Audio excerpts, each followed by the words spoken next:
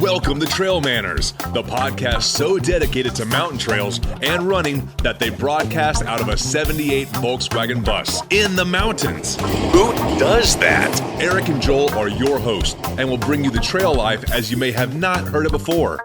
You hear about everything from gear reviews, nutrition to keep you upright and moving forward, and they'll even bring guests into the bus for conversations that you won't hear anywhere else. It's time for some running adventures on a higher elevation.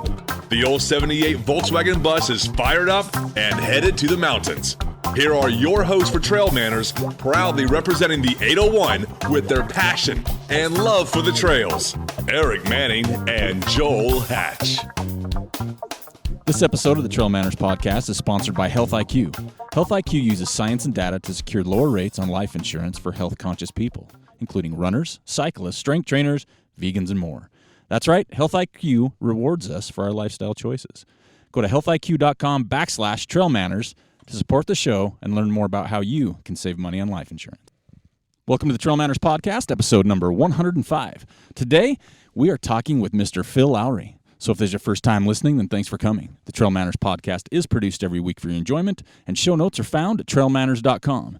Come back often, and please feel free to add the podcast to your favorite RSS feed or iTunes. You can also follow us on Twitter, Instagram, and Facebook at Trail Manners. All links are in the show notes. Now let's get after it. All right, welcome back to another edition of the Trail Manners podcast in just balmy Studio 78 on a cold, rainy winter's day. In Studio 78, we kicked off a new thing with our show because we're just loaded now. We got a Mr. Heater Buddy heater in the bus. Well, it's always been here, I guess. It's always been in here. We've never used it. Right. They're pretty simple. It's a push a button and you get instant heat. Yeah. But we are, it's kind of like iconic where we're at. I thought about this, right? So we're at the start of the Wasatch 100. We are.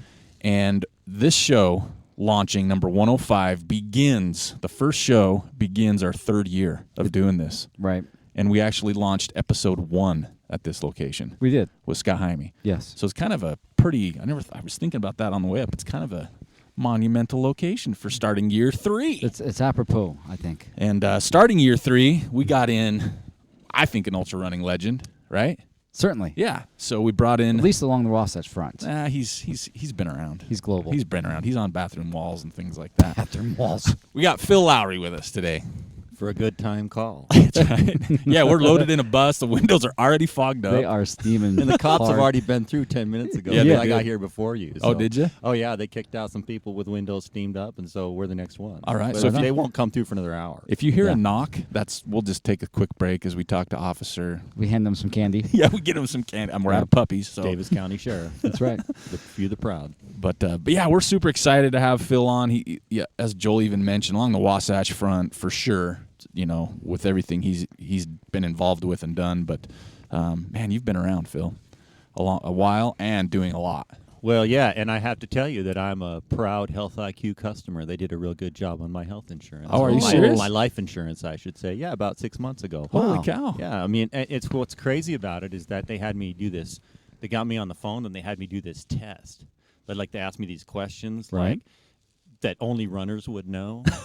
Like, your heart rate. I don't know what it was. It was like, they ask you what your times are, but then they start asking you cultural things. Wow. You know, it's almost like only runners would know the answers to these questions. Well, it was that's really pretty kind of psychologically creepy. I enjoyed it. I could see that. Yeah, that's awesome. Health IQ, yeah, kudos. Nice. Yeah, that's our new sponsor for here for a the few next- shows. Yeah, for the next month. For the next month. So that's good to hear because me and Joel vet out sponsors.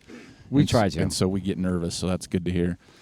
So, Phil, tell us a little bit. I know this is could be a whole show, but tell us a little bit about your background in running. And like Joel mentioned, we want to know how you got into trail running because that's a story we've never heard. It started back in about 1992. I had just finished law school and come up here, taken my first job in Provo. Actually, I was working in Salt Lake for a year. I worked for the 10th Circuit Court of Appeals as a clerk, and then took my first private gig in Provo. And I started mountain biking. Excuse me.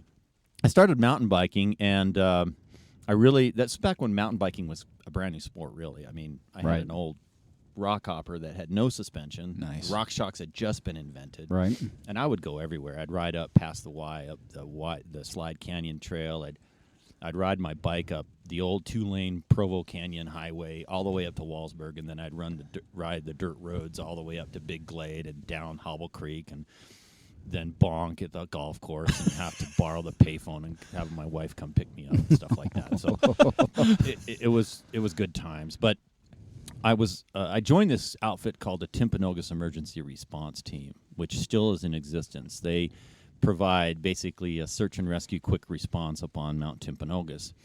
And there were a couple dudes on that team, Paul Hart and John Molmer, who would wear these little nylon packs made by Ultimate Direction and had these funky little bottles, and they were always like running. And when we were up there, and they were movers, and so I started asking them, so what's your gig?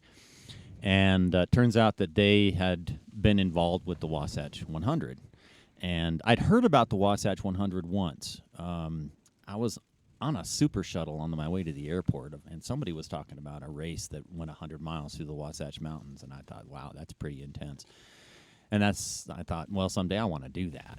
And I'd gotten myself into a little bit better shape just through the mountain biking, but I talked to John and Paul, and they told me all about it because they'd been doing it. And I think at that point, John had already done it a couple times.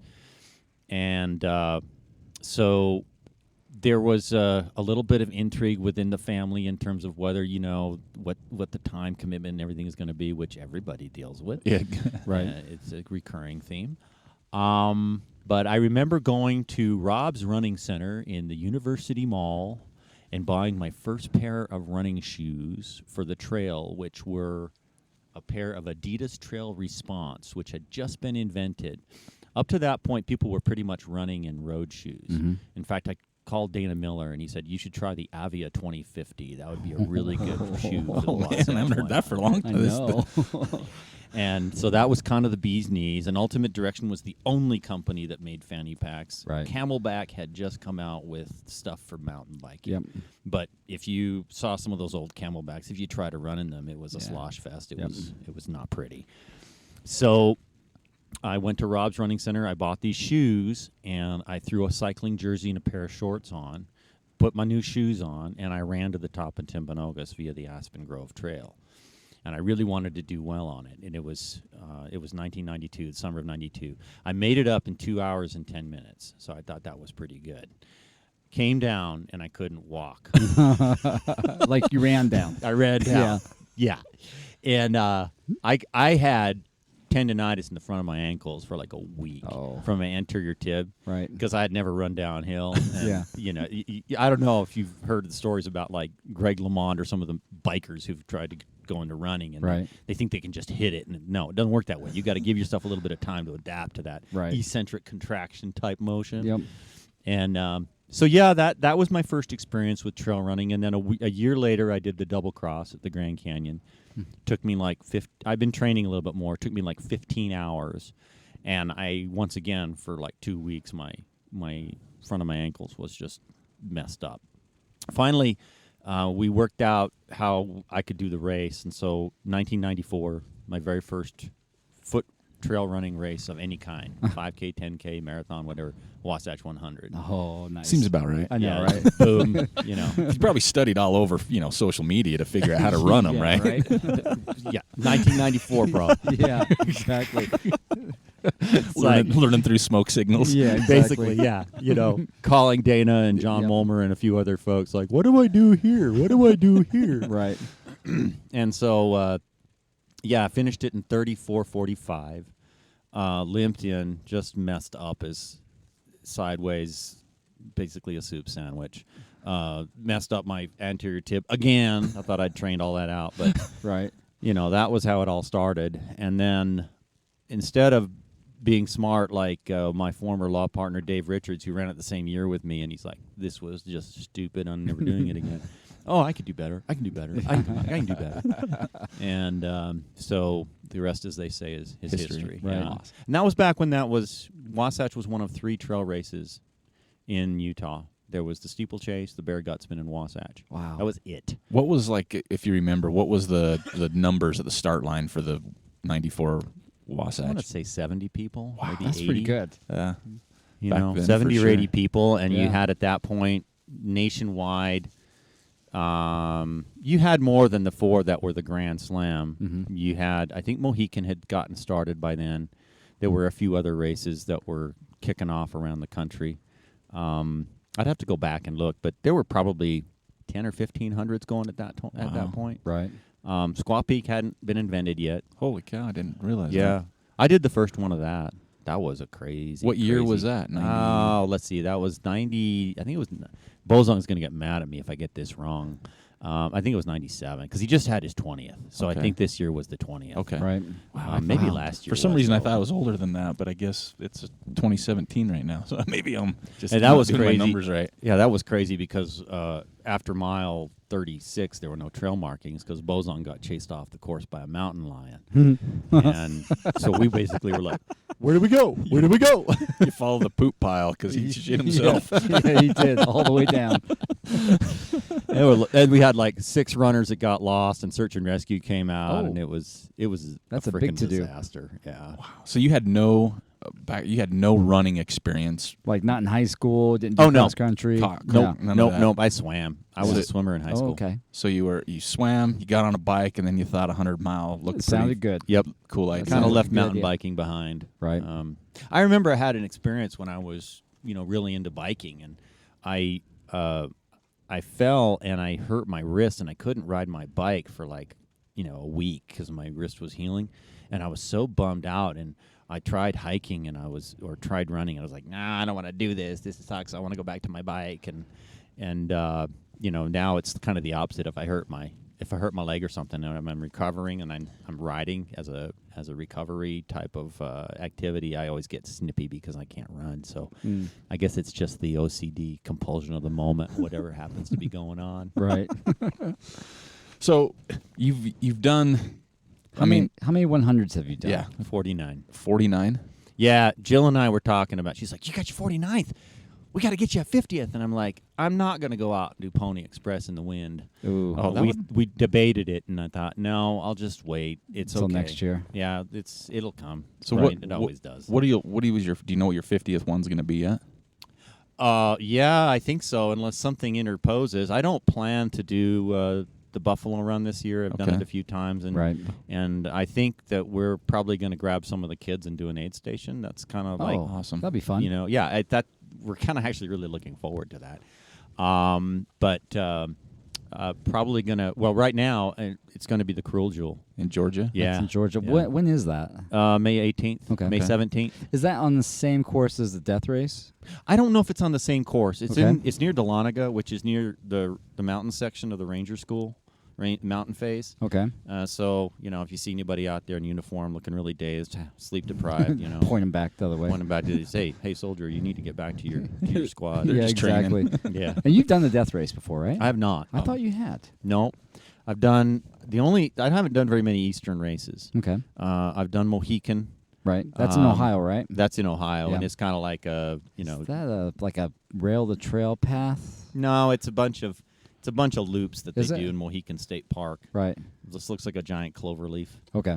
It's a well-run race. They know what they're doing, but it's Yeah. it's Ohio. It it's doesn't have a lot of vert. Flattish. Yeah, flat-ish. Yeah, It's it's kinda Ohio rolly. hills. Yeah. Because you've done majority of 4900s. If you had to guess, or maybe how many ultras have you done? Oh boy, I haven't really. According to Ultra Sign Up, I've got like 80+ results. Yeah. Wow. But that's Ultra something Sign like Up, that. right? Yeah, and so, I mean, I've done a bunch of Squaw Peaks, off and on. I've done the Bryce 50. There was a phase when a bunch of us from Utah would go down and do Zane Grey. Yeah. Yeah, Dave Hunt and I would go down there. Right. Dave, he still does that Casino Mosa that Bozong puts on, the 100K. Yeah. I've done that 4 or 5 times. Right. But we would do this pilgrimage down to Zane Grey, and we did that 3 or 4 times. Really got stoked about that race. But this is still back probably 12, 15 years ago when there really weren't a lot of runs around. And now in Utah, you really don't have to the boundaries of the state to get in a full season. Right. You know, even if you just want to do hundreds and get 700 or 800, you could stay in Utah. Isn't that just amazing? It blows my we mind. have- Yeah, it blows my mind. You look at what Jim's doing, Mhm. and you've got the Salt Flats is out there. I remember there was it's funny, when they started the Salt Flats, there was a joke that was made about 10 years before. Irv Nielsen is on the Wasatch committee, and he has kind of been the guy that plans out courses and stuff. And one of the things you always worry about with Wasatch is fires. You know, there's a fire that happens, and it's happened at the Bear. I don't know if you knew last year at the Bear in 2016, of course, it got weathered out, and so the course got changed. Only the second time in its history it's had to change the course because of snow and rain. Right. But they had to do it last year. But if they hadn't done that, the course still would have been different because of the fire that happened in, I think it was Peterson Hollow. And so the Forest Service said you need to move out of there because the fire was out, but there were stags and stuff like that they were worried about, and they didn't want them. Or stags. What do they call them? Stags? Trees that fall and hit you and kill you. Widowmakers. Yeah, widowmakers, something like that. That's true. And so basically there was a joke that Irv made back in the day about, if we have a big fire in the Wasatch course, we can just have everybody go out to the Salt Flats and run around in circles. Oh. And then all of a sudden, There's one there's out 100 there. miler on the Salt Flats. Exactly. Like, well, Have you done that one then? No, I haven't. You haven't? Okay. Vince Romney's the director, and he invited me to come out 3 years ago, but it just didn't work out with my schedule and work. And it was funny. I was having this conversation with my wife this morning. We're thinking about getting out for a run this weekend, but work has been crazy, and so's life. And so we're thinking, well, we'll wait till next weekend. And she was a little stressed out because I was, charging headlamps and doing other things in case we could get out. She goes, "Are you like, we have a lot to do with the house?" And I said, "Well, no, that's fine. We can just go do something local here." And she Right. goes, "Oh, okay." It's just like when you get ready for something, I was just thinking you want to go do it. And I said, you have to understand that there's probably 400 or 500s that I've entered, had my drop bags ready for, and then at the last minute had to divert because I've had work or I've had family or I've had whatever, and it's just like, no, it's not going to happen. Mhm. And that's part of the sport. Or you just you get up on Thursday morning, the race is the next day, and you're like, I'm not going to do this. This is not in my head. So, that's happened to me, half a dozen times. So, unfortunately, I was all prepared to do Vince's race, and it didn't work out. Right. Yeah, that's a interesting one. So for sure. so let's talk about that a little bit. So if you got that 100-miler coming up and you wake up on Thursday morning and say something happens psychologically, you're just not there. Mhm. Mentally, you're not there. How do you handle that? Do you just blow it off? Basically, Because yeah. you've done so many? Yeah, I mean, it's like, It doesn't bother you going forward? You're just like, okay, let's move on to the next one? yeah. Is that part of your personality, or is that something that you've developed over the years because you've done so many?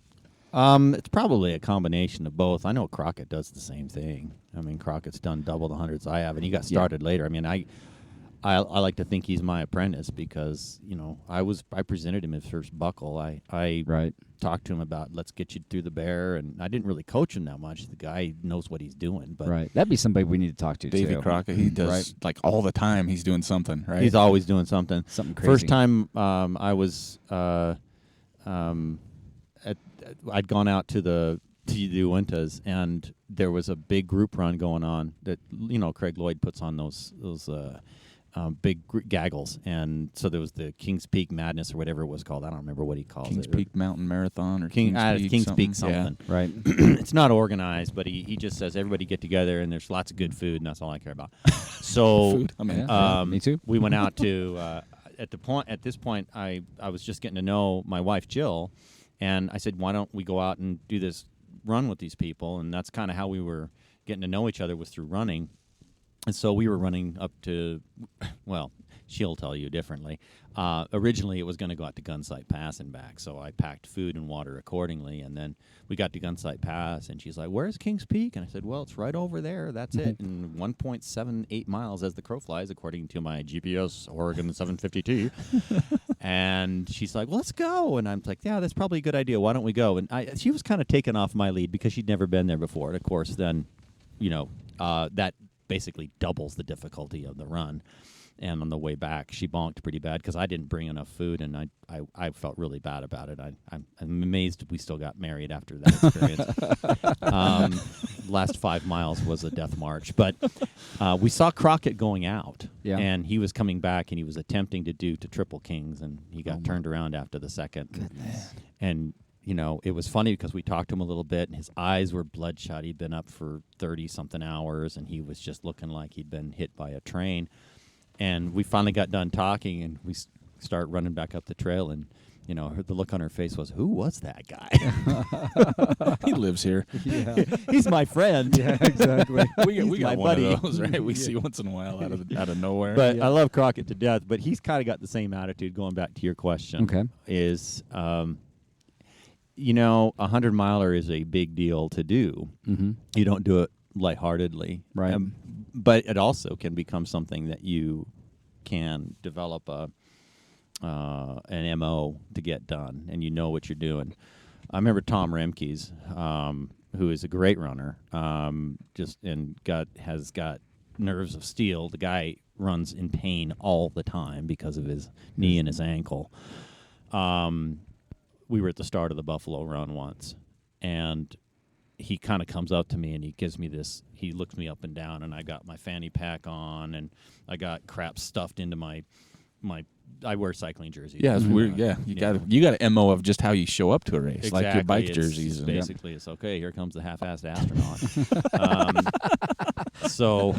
Anyway, I show up and I'm all ready to go, and I got my stuff, and everything's dialed in, and I got my gauges and my watches, and the only person I know that's more geeked out than me is probably Robert Edminster, who is someone you probably ought to talk to about all of his stuff. But anyway,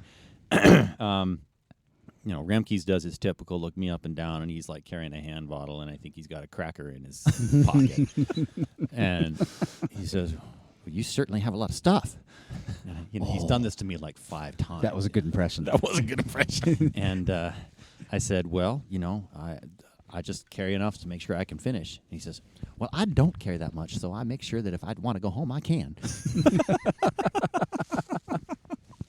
That's funny. That was awesome. That was a good. But was going good. back to the MO question, that's Yeah. what you do. I mean, you just kind of show up, and sometimes you get into a position where you're half. What I don't like is getting into the position where you're halfway through a race, and it's like, well, I got to bail.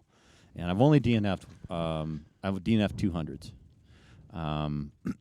2 100-mile races. 2 100-milers. Yeah. Okay. I DNF'd the Buffalo Run one year, and that was right before I was. I'm trying to remember if that was right before. Yeah, that was right before I was deploying, and my brain was all screwed up. And then I DNF'd the Bear during the snowy year in 2013. It just was. I lost my give a damn. Right. And that was it. But those are the only races I DNF'd. I did a DNF once at the Buffalo Run, and then I went this is a home good story. after getting McDonald's because I was sick and I was pissed off because I Right. kept getting sick because that's one of the things I fight. And I got home, and my son, who's now a naval officer, nuclear submarine naval officer, he's sitting at the kitchen table, and of course this was my son.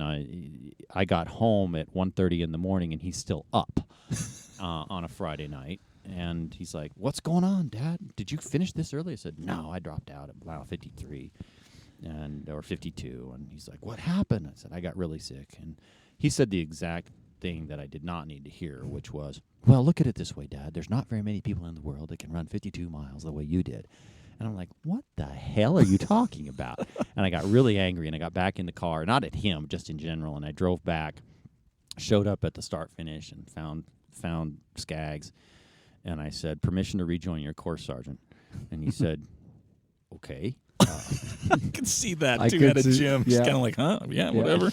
do you have your stuff? Are you ready to go? Do you feel better? And I said, "Yeah, I feel great. Look at me." He says, "Yeah, you look a lot better than you were. You were gray and pale faced lying on this cot 2 hours ago."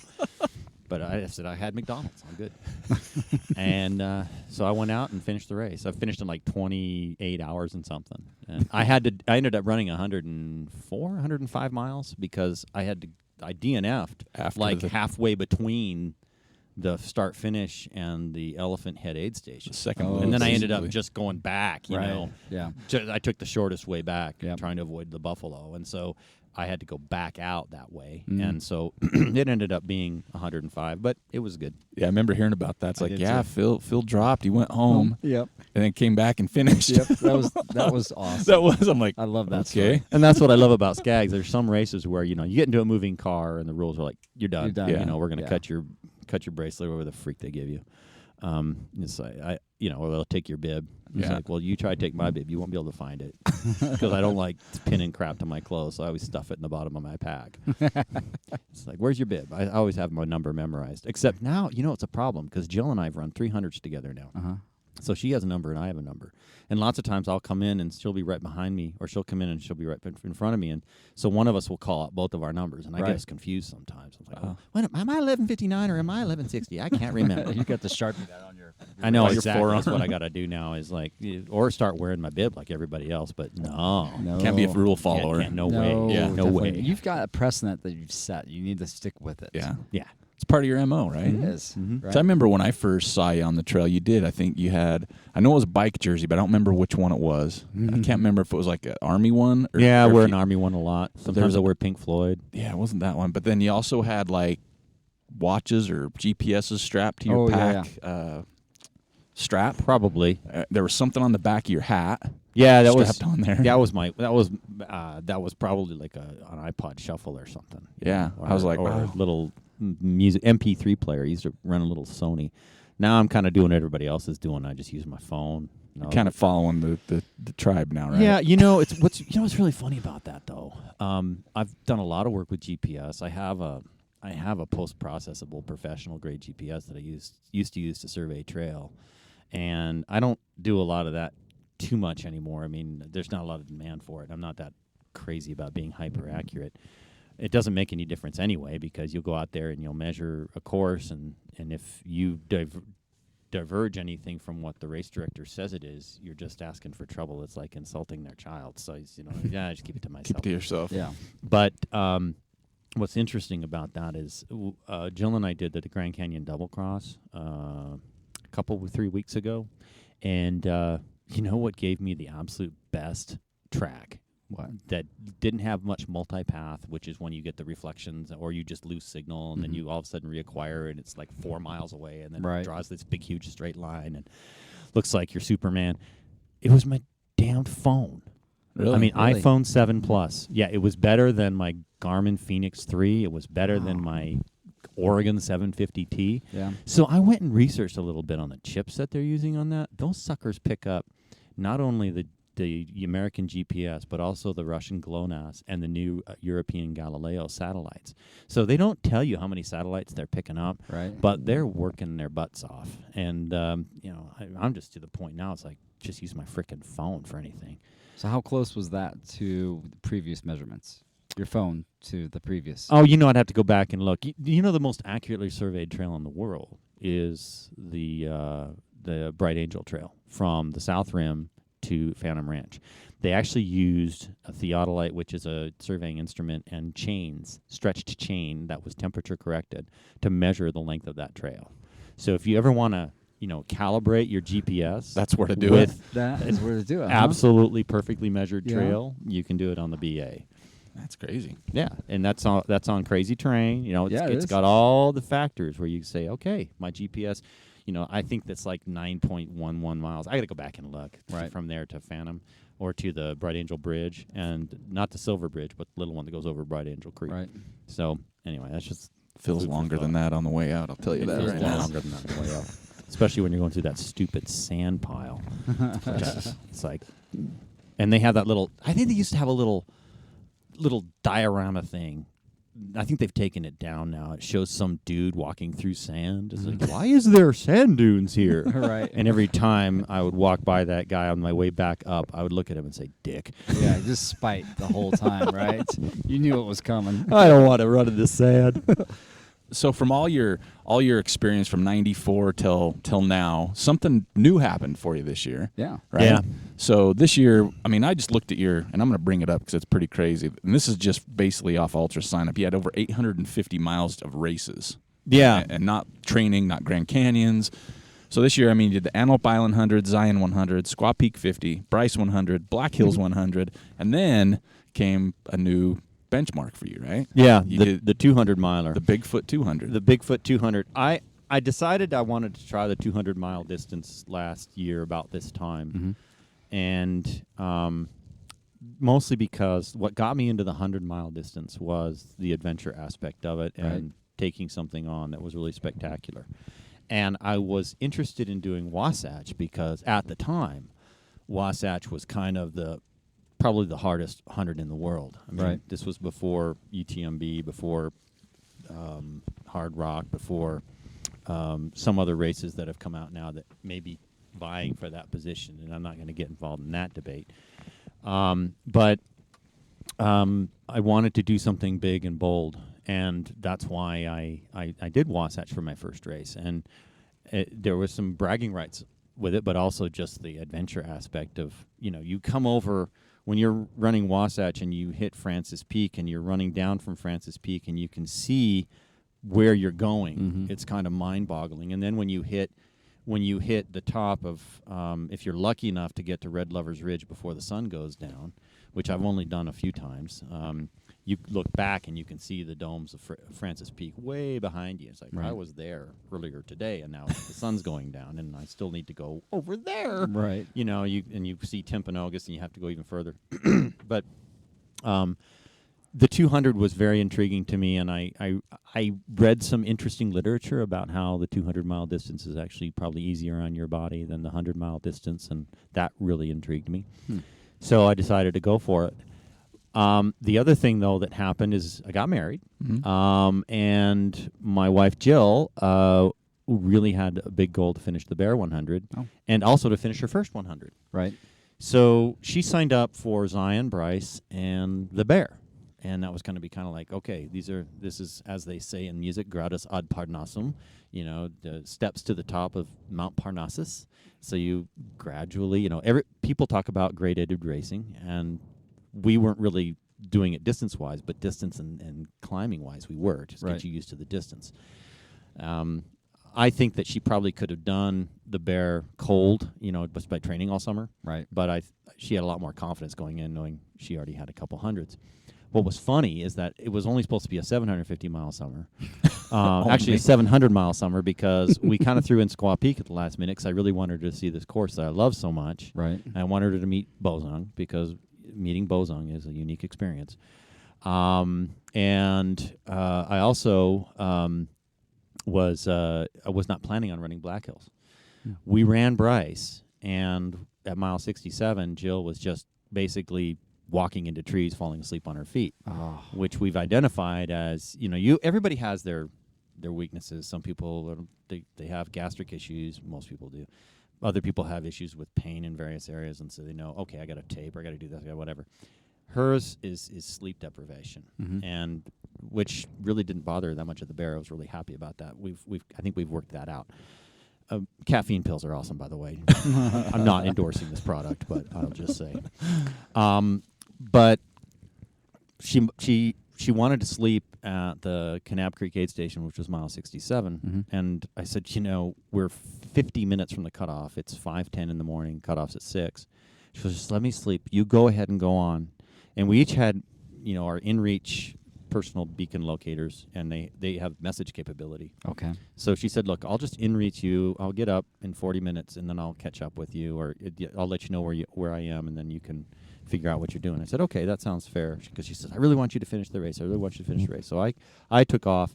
Didn't hear from her for about an hour and a half, and so I finally messaged her, and I said, how's everything going? She goes, I'm at the hotel. I love it. She got woken up by the aid station people say, hey, we cut off in about 15 minutes. She goes, screw you, I'm going back to sleep. Yeah.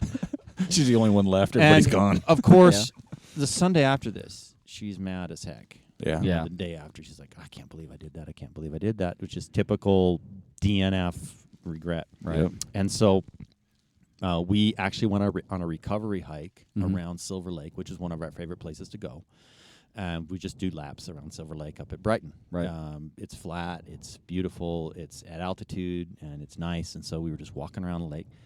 And in the course of doing 4 laps around that lake, I had managed to email and confirm and get into the Black Hills 100 because I know the directors. Now, I did the inaugural. Was that her idea or your idea? It was kind of both of our ideas, and she said, "Well, she's a surgeon, so she doesn't have very many weekends where she can just take off. I Right. mean, you know, she has patients. She operates on Thursday, and if her patient's in the hospital, she's doing not on rounds. call, but she really can't go away Right, for yeah. more than 12 hours, Right. In case something happens with one of her patients, and so." Or even less than that. So she's very dedicated to that, as a physician would be. So she had that weekend where she could do it, and literally I did 200 milers back to back. The first time I did that, and she did 167 miles in 2 weeks. That's amazing. And That's awesome. and the directors up there are awesome. I did the inaugural of that race and came in second to Adam Schwartzlow, who's a great runner from Minnesota.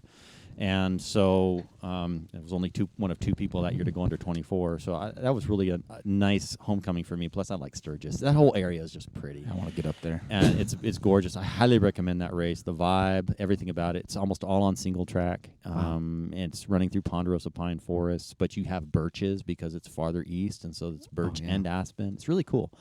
That race happens Same weekend. Same as weekend Western. as Western, Yeah. and they did it that Okay. way intentionally. If you're not running Western, come run our stuff. Okay, that's how they market it out all year. It's Right. pretty cool how they It's do a it. it's a fun race, and Sturgis is a happening town. Great food, great beer, great everything. Right. It's a good vibe. 100 people.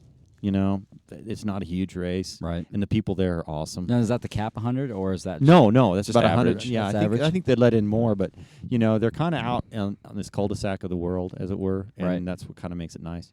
So, and not to plug it too hard, but those guys are awesome. Shout out to the folks who put that race on. But anyway, so we did the Black Hills, and so she had her 2 races, and then we did the Bear. But in the interim, you're right, the Bigfoot. So one of the things, I really love that area of the country, the North Cascades, and I didn't know too much about it. So off I went, and my strategy was really simple. This is a long race, and so you need to go out really easy. Right. So I use heart rate. That's no secret. I mean, the folks who run with me or ever talk to me about what's your race strategy like, it's all based on heart rate. Mm-hmm. So at a 100-miler, I use the heart rate as a governor in the beginning. So I try to keep my heart rate, like when I was younger, I try to keep it below 160. Now it's really, let's not go over 150. Okay. Jim Knight used to say that for every second you go over your anaerobic threshold at Wasatch, you will throw up once during the night. So if you stay above it for 10 seconds, you're going to throw up 10 times. Holy cow. Oh, no. And Jim's, he's run the race 20 times. He Right. kind of knows what he's talking about, and he doesn't train, which makes me really mad. But anyway, so I use it as a governor. Right. And so, for example, when I was working with Steve Newman, so he could run the Bear, I said, keep your heart rate at this, based upon a number of training runs I'd done with him. And he talked to me afterwards and he says, that was so freaking hard. I mean, for the first 20 miles, I'm running with Celeste Coleman. I said, did she give you anything pink to wear? Yeah, exactly, right? Did she talk your ear off? I love Celeste. Yeah, I love Celeste yeah. to death. But Celeste, she's one of these folks that you can mark the aid station cutoffs by her. And Oh, yeah. she finishes sometimes, and sometimes it's not her day. I love Celeste to death. But, he was really frustrated. But then he was able to really pick it up. Right. And he didn't really go harder. He just stayed at that pace, and he realized that everybody else was kind of falling back because they'd gone out hard. So that's the attitude I had towards the Bigfoot. So my governing heart rate for that was 130, Wow. which almost is like, for me, kind of not breaking a sweat, as Right. it were. Way below Wasatch, like 150 would be where I'd be at Wasatch. And so I'm hanging out at 130, and Ben Light goes by me in the first 5 minutes, and then everybody else is behind. People are just blowing by me. I feel like a rock in a river. Right. So that 130 heart rate, what's that pace looking like for you? I'd have to go back and look, because I don't pay a lot of attention to Right. my pace, and Yeah. I don't pay a lot of attention to my climb rate when I'm in a race. Yeah. Because I just don't care. Well, sure, but I mean, how much of a difference do you think that is? Just off How the much, top realistically, probably. like if you put it on a perceived effort scale. Okay, best way to do that is with kind of my governing mountain, which would be Timpanogos. There we go. So if I'm kind of redlining temp and Yeah. I really going for a fast time and I'm in the low 150s, I'm going to get up in about 145. Okay. Okay. If I'm hanging out about 140, I'm going to get up in about 155. And if I'm at 130, it's going to be maybe a sub 2 day. It's going to be more like a 206, a 208, 210, Okay. depending on the conditions in the day. Right. So that gives you an idea. So what a half hour spread over this? That's 145 is 105 minutes versus 130. Mm-hmm. So yeah, it whacks you down. It's 20 to 25% slower. Right. Going Okay. at 130.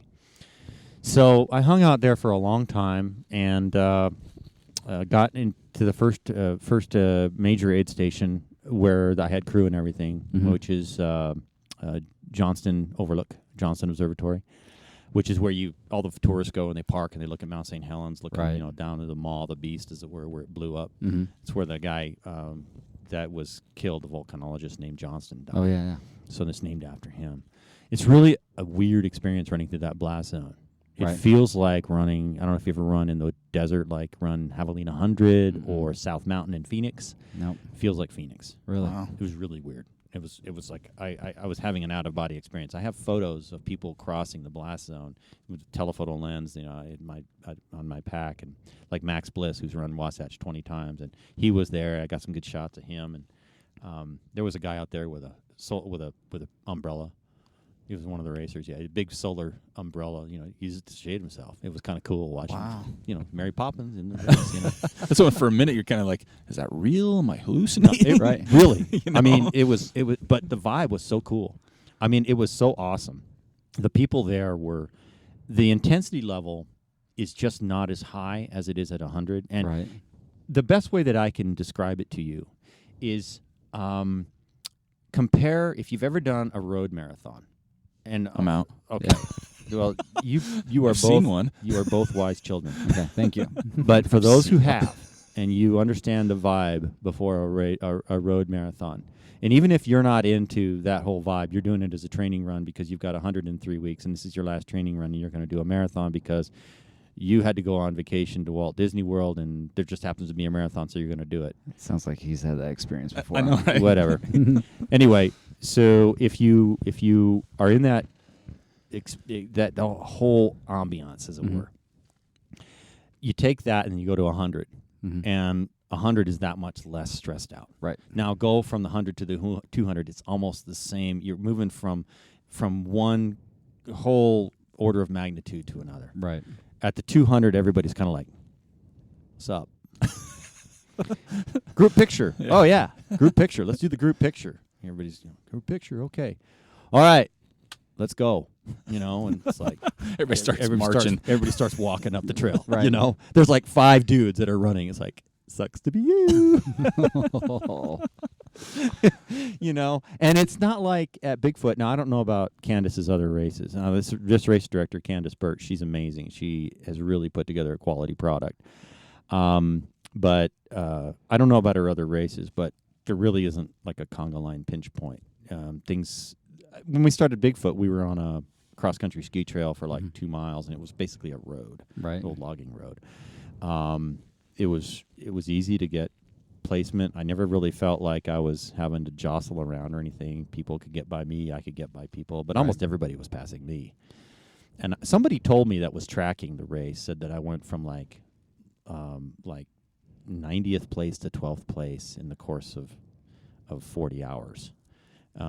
And I was like, I was in the middle of the back of the pack, Right. For the first half a day. And when I got to Johnston Observatory, that's when things really changed at mile 40. Was that tough for you mentally, though? I mean, I know you're dialed into everything, but was that just such a difference for you? Like, everybody's past me, I'm near the end. I knew that Jill had. I told Jill my plan, and she said, "You better stick with it. You better not go out too fast. Right. You really need to stick with your plan." And we had this conversation like 5 times. She was my crew chief. Actually, she wasn't my crew chief. She paced me 90 miles for the race. That did not show up in her ultra sign up. Yeah, right. But it counts. Oh, it does. Yeah. Basically, that was her. That was her 400. Yeah, for the year. Yeah. She paced me 90 miles and happened to go 90 miles with a surly husband. I mean, I like that, surly. yeah, and she would stand in Overwatch while I'd sleep for 7 minutes at a time on the side of the trail. But when I knew that if I was watching my average heart rate was like 131. Sometimes it'd get up to 136 because I'd get excited. It's like, stop, slow down, Get excited. sing, right. change the music. No, go from your 80s hits over to Sibelius. Calm down. I had to do something to slow down because I Right. just am not used to running that slow. And it was so easy. I mean, I didn't hurt. I wasn't worried about, I got to pick up the heart rate. It was like, do. I was carrying like a ton of water because Ben's like, before the race, that blast zone will kill you. It killed me last year. You got to get through the blast zone, okay? And I said, Right. okay, I'm carrying like 2 gallons of water, dude.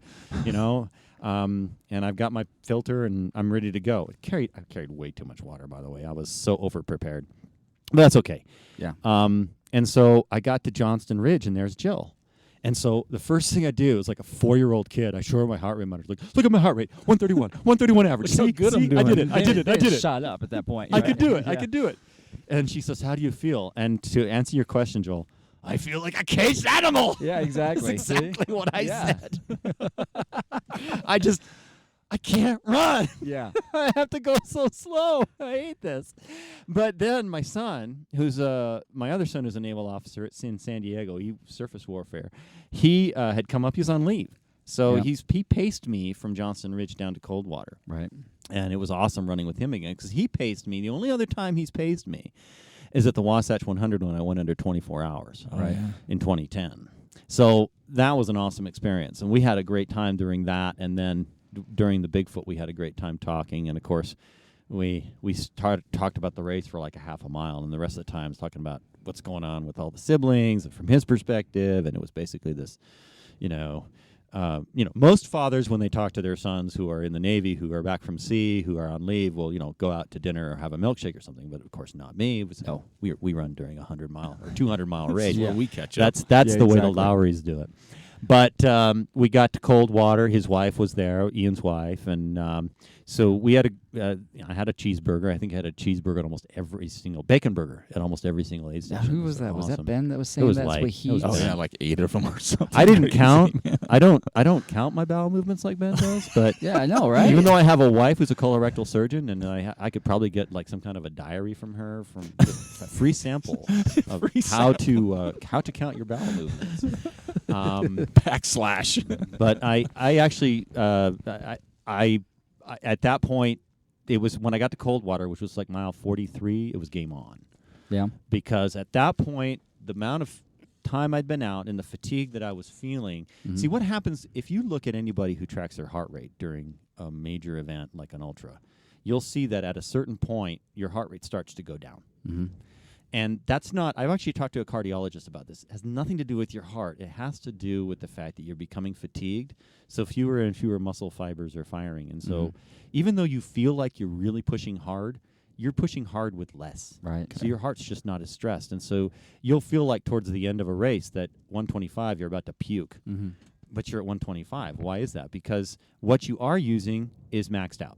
And it's generating waste products. And the other things are kind of like, yeah, dude, go ahead. Muscle fibers that are no longer going to work for you. And plus you've got, I don't know, there's all kinds of physiological systems and subsystems that I don't pretend to understand. But all I know is what I see when I graph the data, which is your heart rate goes down. Right. So by the time it's nightfall on the first day, 130 is about what I can do. Yeah. Right. To be strong. So actually it was about 16 hours that I was able to maintain that heart rate. Mm-hmm. And then after that it started to go down, but then it'll go down and it'll get down to about 115 and it'll kind of stay there. Okay. And then you can maintain that effort, as I found, for another 60, 55 hours. Jeez. And that's what I was able to do. And Right. the downhills are easier, but the uphills I could crank it. And then, of course, there's the very finish, which I'll save for a second, but where I found out how much I could crank it. So anyway, I hit Coldwater, and then Ben was ahead of me at this point, but I caught up to him at Norway Pass, and he was sitting there, and he left a little bit before me. But Ben had a different strategy because he'd done these before. He knew when to sleep. He knew what to do. Mm-hmm. I knew the sleep was going to be a problem for me because because I just didn't know what. Well, it was going to be. It was an unknown. Yeah. Right. One thing that was never a problem for me was my gut. I just wasn't Because you're moving going fast enough. slower. Yep. You're eating cheeseburgers. You're eating cheeseburgers. I've got my milks. That's something I learned from Wojciechowski. Yeah. Every time someone says that, that's exactly what I think about. Yeah, is Wojciechowski's that guy knows milk. how to run an ultra, man. I see that picture of him in Telluride drink it out of a gallon jug. Yep. That's why I don't drink milk anymore. Oh, it's my because gosh. I am. I just think of drinking milk when I'm running. No, milk is the bomb for me. But Is it? Oh, man. I love milk, and Jill's hooked on it too. Yeah. She drank a lot of milk. White milk or chocolate milk? White milk. Doesn't matter. Whole. Of course, whole. Yeah. You Always can't do whole. the The skim. Give me my fat. I need my fat. Exactly. And then also Core Powers. I'm not being paid by Core Power. No, I love Core who was- Power. I who mean, was I can that? live off Core Power. Tara Warren. Warren. Yeah, she introduced those to us. She's another half-ass astronaut, by the way. She is totally. Totally. Yeah. Yeah. In fact, that's what I called her in the bear last year in the winter during the winter bear or whatever we call it. She didn't remember it because I reminded her at the beginning of this bear. I said, "Do you remember when I caught up with you at 2 a.m. and it was snowing on us?" And I said, "What are you, some kind of half-ass astronaut?" She said, Yeah. I don't remember that. I said, well, I do. I thought it was damn funny. And it still is. So Yeah, Still exactly. is, so. And that's a line from Jaws, by the way. That's what Quint calls Hooper when Hooper's putting all of his oceanographic stuff on That's on the right. ship, on the Orca. Yep. And Quint goes, "What are you, some kind of half-ass astronaut?" That's I love that right. line. Anyway, so I can't claim credit for it. So anyway, I hit Norway Pass. Ben leaves a little bit before me, but Ben's strategy was he'd grab these 2-hour naps, and I didn't know Right. what I was going to do. So my plan was, if I felt good through the first night, I knew that having done so many hundreds, I could make it through the first night without Yeah. too much of a problem, and Yeah. the second day. Mm-hmm. So that was kind of my plan: is just drive on, don't stop unless you really feel tired. Mm-hmm. I was right before Elk Pass when I hit this. I got this wave of real extreme fatigue. Mm-hmm. And based upon my experience in several other hundreds I'd run, I knew that if I just took like a 7-minute cat nap, that I'd probably recover. So I set my alarm on my phone for 15 minutes Right. from when I laid down. Got under this big, huge, the trees there are amazing. But at this point, I'm out of the blast zone, so I'm like in this massive forest that smells like you don't...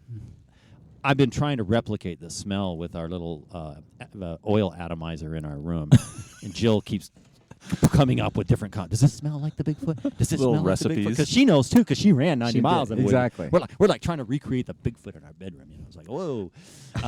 So anyway, we're not quite there yet, but we're getting closer.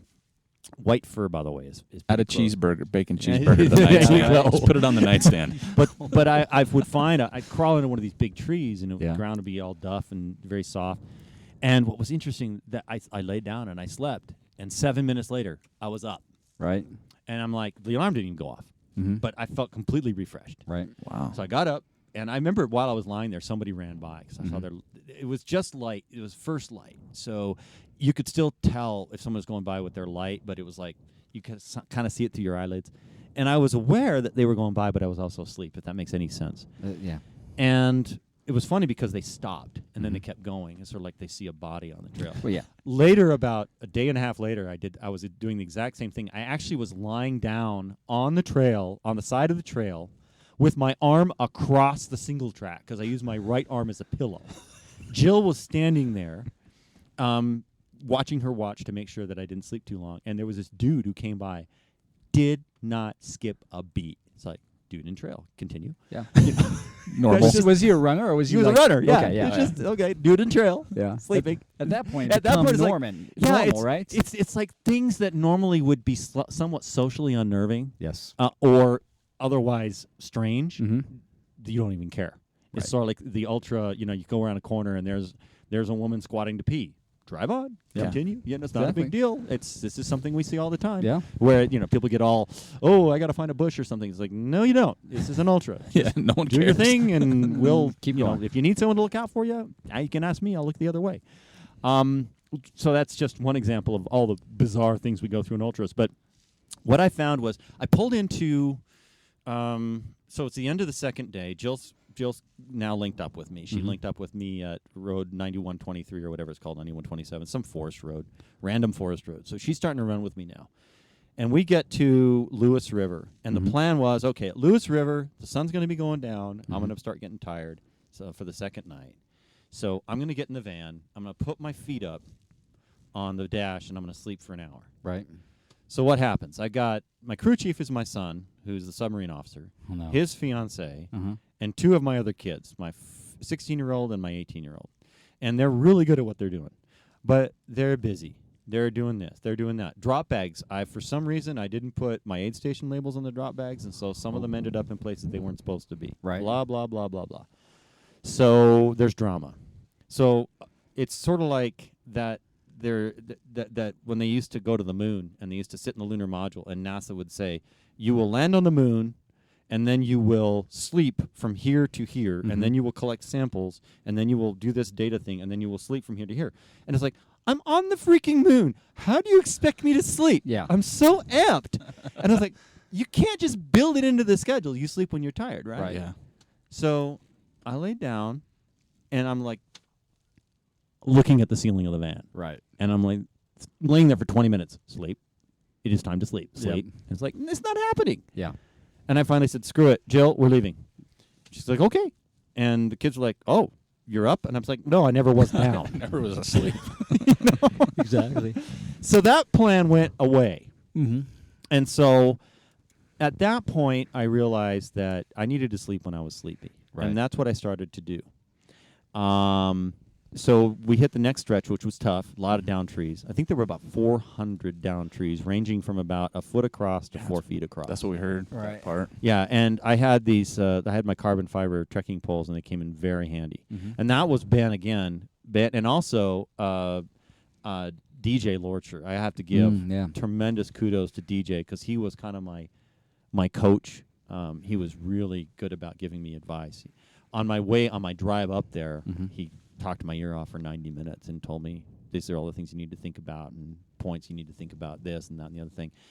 But getting over those down trees was a little bit of a challenge. But Jill was with me during that stretch. And what was funny is in the race directions, it says, oh, this is classic Northwest trail running. And I thought, okay, I've done this before. I've run along the Umpqua River. I've run along, I know what that's like. This is going to be awesome. Oh, my gosh, it sucked. I mean, mostly because the ups and downs, and it was constant climbing, but then you'd go down and then you go up. And then we had to cross the rivers that were, knee deep and 100 feet wide. This was not like Wasatch rock hopping or anything like that. This was real Pacific Northwest Bigfoot stuff. And we finally got, and then it started to rain. And it wasn't raining that hard. It was a Pacific Northwest rain, small system coming through. Never even really enough to put on my raincoat. But it was annoying because you were under this giant canopy. The rain didn't really get through, except in the spots where it did. And what's going to exist where it does? It's because there's holes in the trees, and that's where the sun is, and so there's undergrowth. And so this undergrowth is collecting these raindrops. Right. And so for like 3 hours, Jill is watching me take my carbon poles and flicking everything before you get there. I don't know why she's pacing me. I should have had her go ahead and do it for me, but of course I'm not thinking at this point. It's the second night.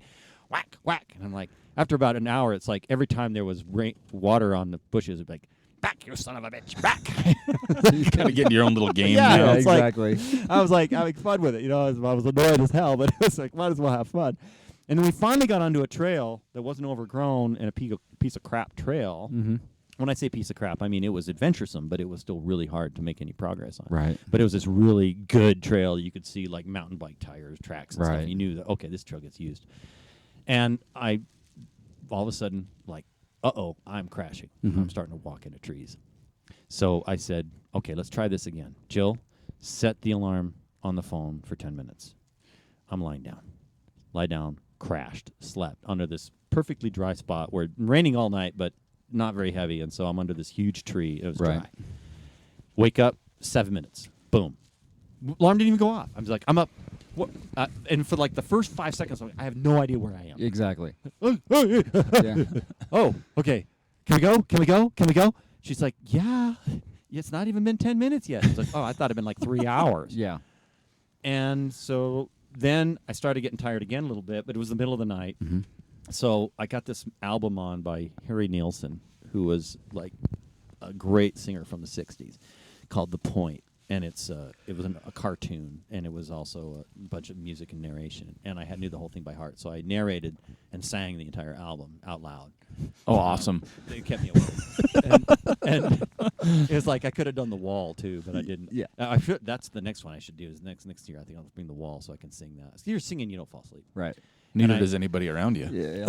Exactly. But we'll get to Council Bluffs and aid station, and then we'll be okay. Right. I'll sleep there. So what happens? You get there. I get on the damn cot. Mhm. It's raining. Mhm. The cot is part under the awning, part not. So it's raining on the cot. They Oh. give me this moving blanket, wool moving blanket thing.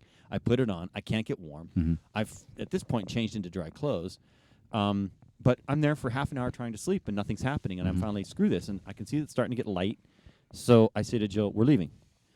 Okay, let's go. So another cheeseburger, of course, and then we're out the door.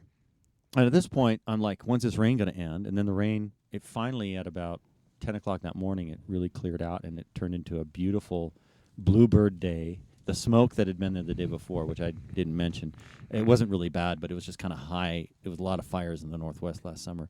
That blew out. And then kind of for the rest of the time, I figured out every 4 or 5 hours, I'm going to need to sleep for about 7 minutes. Mm-hmm. I'm not going to try to force myself to sleep. I'm Right. not going to wait till I get to an aid station. When I'm tired, I'm not going to try to sing an album. I'm just going to lie down and sleep. Right. And then when she finally had to bail on me because she was exhausted, she left at Klickitat.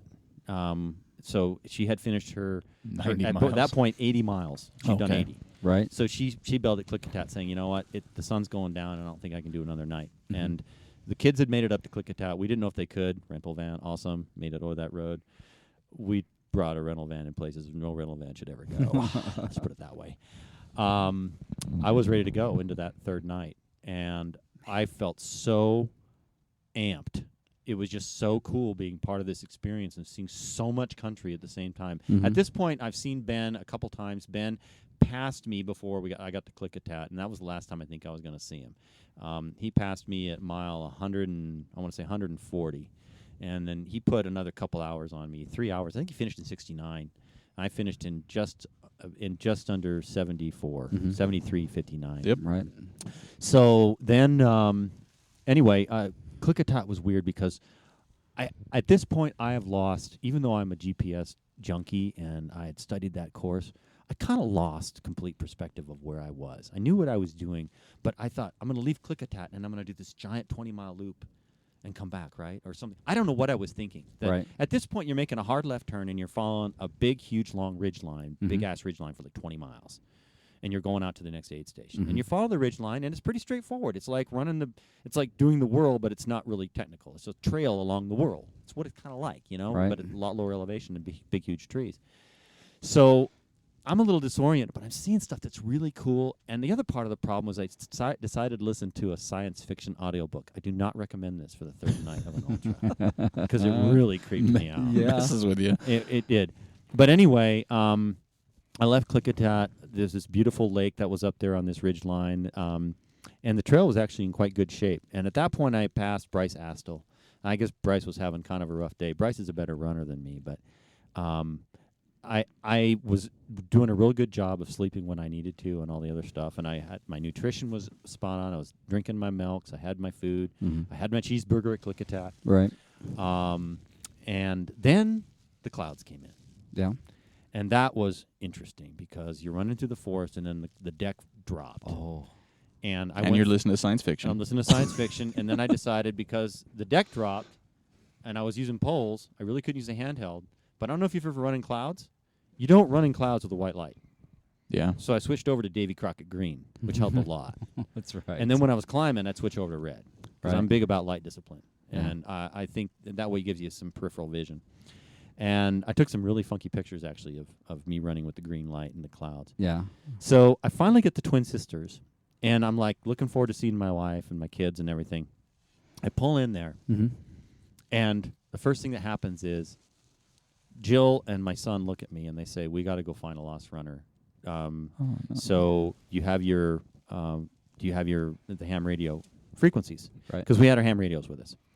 And they were tied into the net for the race. Mm-hmm. And I said, yeah, you're good to go. It's just channel 1 or 2 is where we're going to be on this backside. So that's your simplex and that's your repeater. So, and all of a sudden it was really weird because I'm like totally spaced out because I'm running a 200-mile race. It's the middle of the third night. Right. I'm sitting there eating my cheeseburger, and all of a sudden it's like, yeah. You have to go channel 1 or channel 3. That's going to be this repeater that's on this mountain over here, and you got your simplex here. And I bring the ham radio guy over, and I say, yeah, you guys, you're going to interface with her, right? Because she's a doctor, and he's a naval officer, and they're going to go find the lost runner. Okay, we got it. Boom.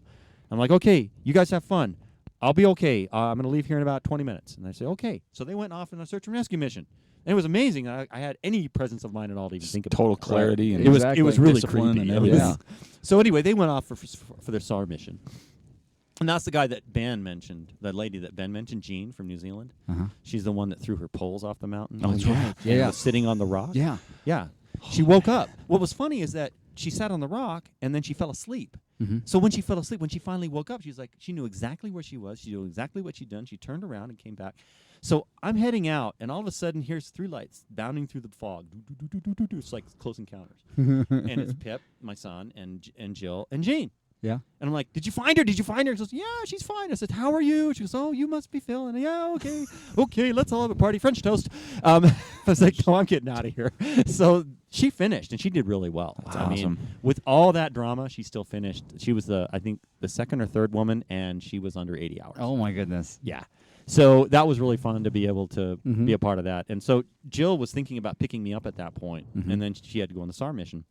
I said, Jill, go ahead and go down. Go with Pip. Get taken care of. She goes, okay, I'll see you. I'm going to try to pick you up at the next aid station, which was Lewis Creek. Mm-hmm. And I mean, not Lewis Creek, Owens Creek. And that was only about 18 miles away. Now, that's the other thing about the 200s, and I know Ben talked about this. It was funny, when I was at Klickitat, I was so disoriented in terms of where I was and where I was going that I was putting food in my pack and stuff in my pockets and going, I wonder how much I should take. And so I looked at the guy and I said, how far to the next aid station? He said, 20 miles. Oh, jeez. Okay, Yeah. yeah, okay, we're good. Processing that up in your head a little bit. No. It's not 5. It's No. not It's 7. It's not 5, it's not 7, No. it's 20 miles. It's you know? amazing. So then I got to, I had a really good stretch between Twin Sisters and the top of Pompey Peak. And coming down Pompey Peak, my brain kind of went into a whole different world. I had envisioned that I was going to be going down this giant bowl like a cirque. And I wasn't. I was going down this ridge, and then I was going to hit a logging road. But then the hallucinations started. Oh. I saw campers. This road was abandoned, so it was creepy. You're going by abandoned campsites and stuff like that. So it was creepy in itself. I saw World War II reenactors, German soldiers walking through the woods with their Mauser rifles. And I kept seeing the end of the road where the road was open and where I'd get off the closed portion. So I kept seeing like kiosks with forest information, Yeah. Winnebagos. Right. And then the sun started to come up and my phone started. I thought, oh, you know what? I know where I am. I'm above Packwood and above Randall. So I turned my airplane mode off and all of a sudden like text messages start Flooding in. and it was so disorienting. It's like, dude, we're trying to track you, but the tracker's not working. Are you okay? No, all these people, like my family and friends and stuff. I'm like, what does this mean? This is what people, huh? Why? I'm going to sleep. And I had another wave of fatigue hit me. Right. So I found one of these abandoned campsites. No. And I laid down, and there was these stumps that were stools. Yeah. So I put my feet up on the stump. Mhm. Because that's another trick that Jill's taught me with her yoga and all that crazy shit she does. It's actually really good. It's awesome. I've learned a whole new paradigm of how to take care of myself. Put your feet up when you lie down. So I put my feet up. Blisters. I had blisters at this point. I had some really big shiners on the back of my heels. Nothing besides that, but 5 river crossings will mess you up. All right. And I'm going to be using different shoes. The Speed Goats are going to probably work a lot better for me. I've tested them out, and I really like them. But I laid down, and I put my alarm on, and I woke up, and now the sun was pretty much up. And I looked to my right, and there's a whole bush full of marionberries. Ooh. I mean, it was covered. Game on for me. I just stood there for 3 minutes eating berries. I would have Just shoveling them. How'd you know that wasn't like a mirage? Like it wasn't like a full-on. I mean, did you go over there? Only- Did you go over there, reach touch out them? and You touch them? There it is. Yeah. It's You smell it? It's like, yeah. I mean, they could have been like poison ivy and I would have killed myself. Yeah. But At that I point, knew you my didn't care. instincts. I would have been grazing. I just would have been on all I was fours totally eating them off the grazing. bush that way. I was just totally grazing. I was like an elk. So at this point, I'm still staggering down the trail. I had my little nap, but it was still pretty rough. And I Right. pulled into the aid station, and this was about a half hour later. And my little nap had helped a lot, but I was still tired. And it was funny. I think this was probably the most brusque I got during the entire race at this aid station. I walked in and I said, they said, "Do you have anything you need?" I said, "I need bacon, a Coke, eggs, and a chair with a blanket." "Okay, we'll get all that." I said, "And orange juice. You have it?" "Yeah, we have orange juice." So they have everything at these aid stations. Candace does such a great job. So I laid down. They put the blanket on me, and I slept for 7 minutes again. And then I woke up and was eating and was about to leave. Mm-hmm. And this lady walks up and she says to me, and she says, "Do you belong to the woman in the brown hair?" And I thought, am I hallucinating? Yeah, you're over this there real? like touching. Okay, you're real. Poking her face. And I said, "Huh?" And she goes, "What's your name and your number?" And I told her, and she goes, "Just a minute." And all of a sudden, Jill bounds out of the back of a pickup where she's been sleeping. Pip had driven her up there and dropped Right. her off, and the kids had gone back to the hotel. Yeah. So she was. I'm like, oh, thank God. So, and I had no presence of mind whatsoever to even ask whether she was there. I mean, she talks about, "I'll be at the next aid station," and that didn't register. Right. So she's there, and so we ran the last 12 miles down together, and it was kind of like, at this point, I'm just like, not really death marching. I'm trying to move, but I don't really feel like I can run that much. Right. And so we get all the way down the little highway along the Cowlitz River. We turn right on the bigger road. We're Mhm. going over the big, huge steel bridge. And, of course, what am I doing? The whole every 5 minutes, I'm looking behind me. Nobody. Right. Nobody. And so I'm like, okay, I'm all right. So I'd make the right-hand turn, and I'm at this point about 3/4 of a mile from the high school. And I look behind me, and there's a dude Oh no. with his pacer. Like a real dude, not a real not an imaginary dude. Yeah. And I'm like, what the? And you got to understand, when I first started doing hundreds, I still am not the strongest finisher in the world, because sometimes I lose my give a damn, but I'm only 10 miles away, so I'm just going to walk it out. But generally, I don't like to do that. I like to have a strong finish, and I was not finishing strong for this race. I'd kind of given up on the sub 72, which was my goal. Right. That was kind of my big goal, was let's get, if I can go to sub 72, because that'd be like 2 Wasatches, 36. you know? Right. And at this point, it's 73:41 or something like that, 73:42. And it's like, no, I'm not going to make it. And I'd written that off. But this guy and I had been playing Leapfrog for 2 days. And here he was, looking very chipper. Your nemesis.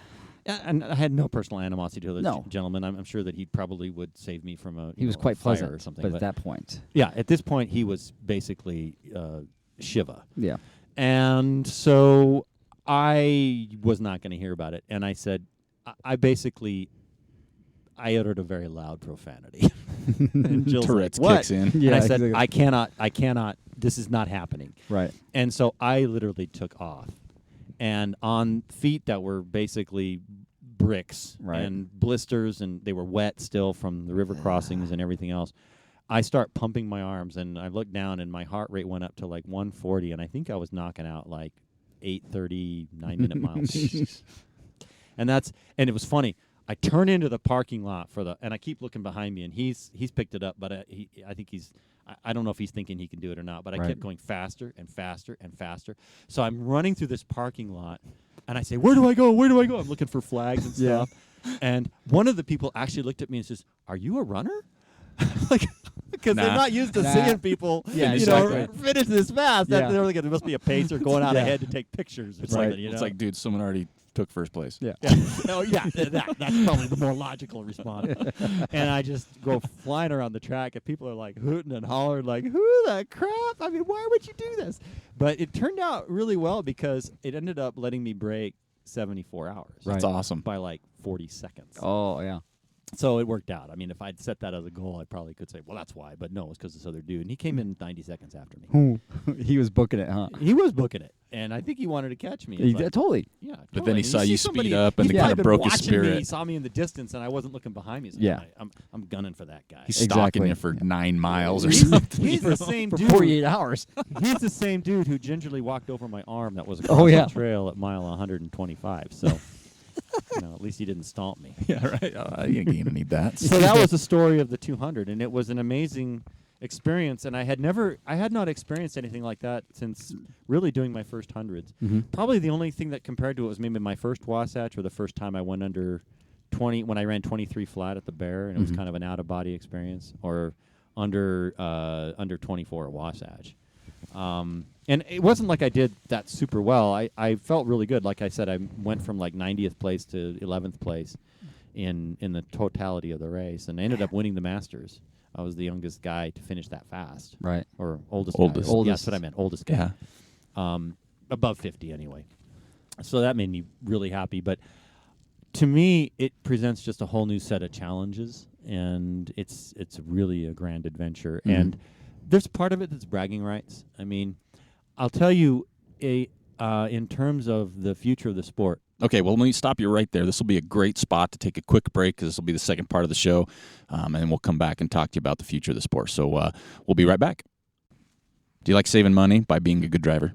Health IQ gets you lower rates on life insurance with your health-conscious lifestyle. Learn more and get a free quote today at healthiq.com/trailmanners. All right, now let's get back to Phil.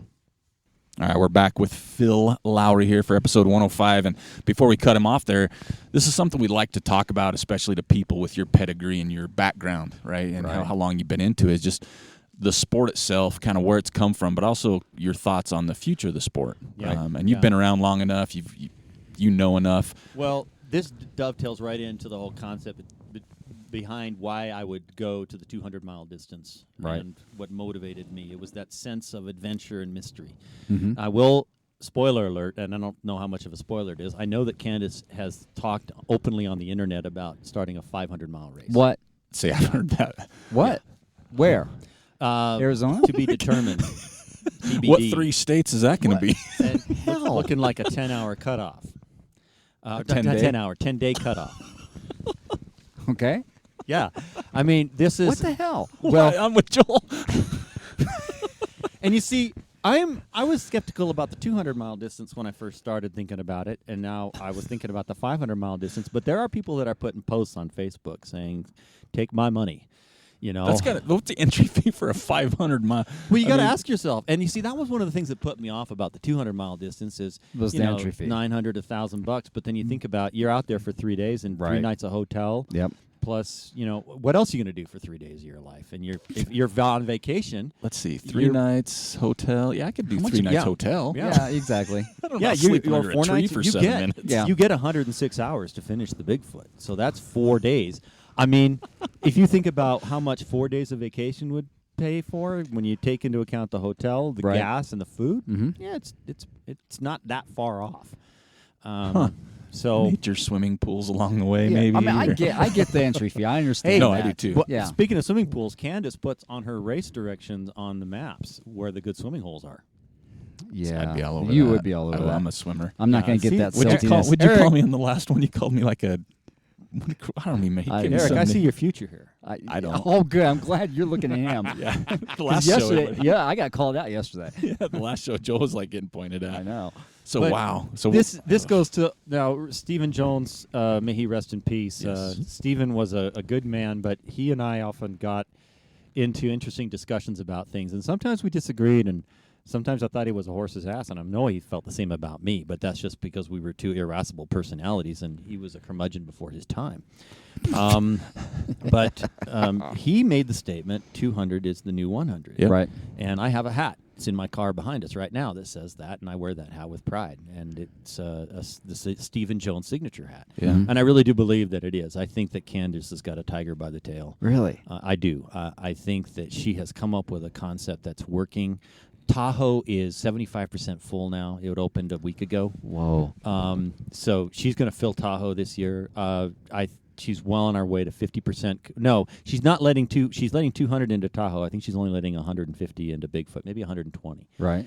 So she's got the concept, and plus she's got the crew, and her her courses are the best marked ever. Right. That's good Literally, to hear. you cannot be on that course without seeing a trail marking. Right.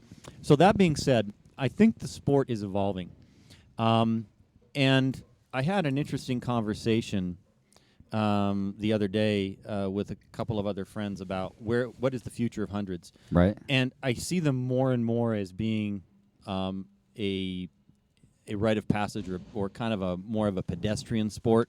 When I say pedestrian, it's going to be something that people want as a bragging right. Okay. The 100-mile used to be when my kids would go to school, the kids that now crew me and pace me. But when they were in elementary school, they used to tell their friends, my dad runs 100-mile races. Right. And the reaction they got was the same as if they said, my dad drinks gasoline as a hobby. Gotcha. Yep. That's changed. Yeah. Now True. people are like, oh, yeah, I heard about that. And my aunt is thinking about doing that. Yeah. So the 100 now in 2017 is like the marathon was in 1987 or 1977. Okay. The marathon was out there, kind of crazy. Now Right. it's, you can't swing a dead dog without hitting a car that has a marathon sticker on Right. the back of it. And we don't condone swinging dead dogs. No, that's a. I'm sorry. That was a good I euphemism. picked that up in Afghanistan. Sorry. Okay. That's actually an Afghan saying. Yeah. You cannot swing a dead dog without hitting a lawyer in Afghanistan. Saran walastum. I am a lawyer. That's all I had to say in Afghanistan. I was safe. Saran walastum. Oh, that's a little bit of Persian that I know. Anyway, so the 100, I think, is going to become more and more like, for lack of a better analogy, like Mount Everest. Now everybody's doing Everest. The only thing that really stops you from doing Everest is cash and time. Right. And as the Nepali government figures things out, they'll just keep raising the fee to go up there. Right. Because you can't only have so many people on the mountain at a time. Yep. So it's going to get more and more expensive. And that's a very, very diminished commodity, whereas the 100-miler, you'll keep seeing them pop up like mushrooms. And Yeah. people will go for different experiences. But I really do think in the next 10 years that you're going to be seeing a lot of people with 100-mile buckles. And this raises some really interesting issues. If people really... the ethos of the sport has been self-sufficiency, has been knowledge, trailcraft, as I call it. Ooh, I like that. I remember being out doing a run in Virginia. I was out working in the Pentagon for a temporary stint for a while, and I went out to Manassas. And they were doing a race out there along the Bull Run course, which is a 50-miler they do every spring. But it was kind of a fat ass that the folks that put on the Bull Run were doing the Virginia Happy Trails Running Club. And it was right around Thanksgiving. And so we went out there and ran on this thing. It was like December, like right after Thanksgiving, about this time of year. And if you've ever run in Virginia in the fall, the leaves... before it really rains and snows, the leaves can be very thick, 6-8 inches thick, really big leaves that can be really slippery.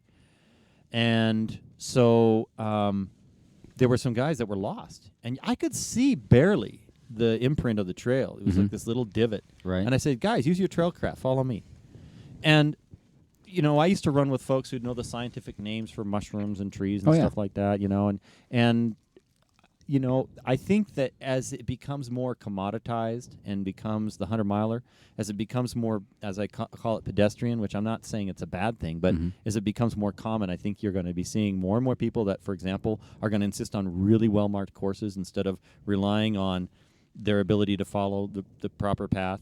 This is something that the Wasatch 100 committee is struggling really deeply right now with. Yeah, because I feel, I used to be a member of the committee, and we've parted ways because of a variety of reasons. I've moved on to other things, and that's kind of where I want to go. And I think that they're still struggling with the new consumer of this market. Right. And I think they don't like it. Sure. And I've taken a different perspective. I think that the runners are the customers, and you need to cater to their needs. And if that means they want more trail markings, you have to provide more trail markings, or they're going to go away. Right. You can't force someone to carry a map and compass and read their maps, unless you want to be an orienteering race. Yeah.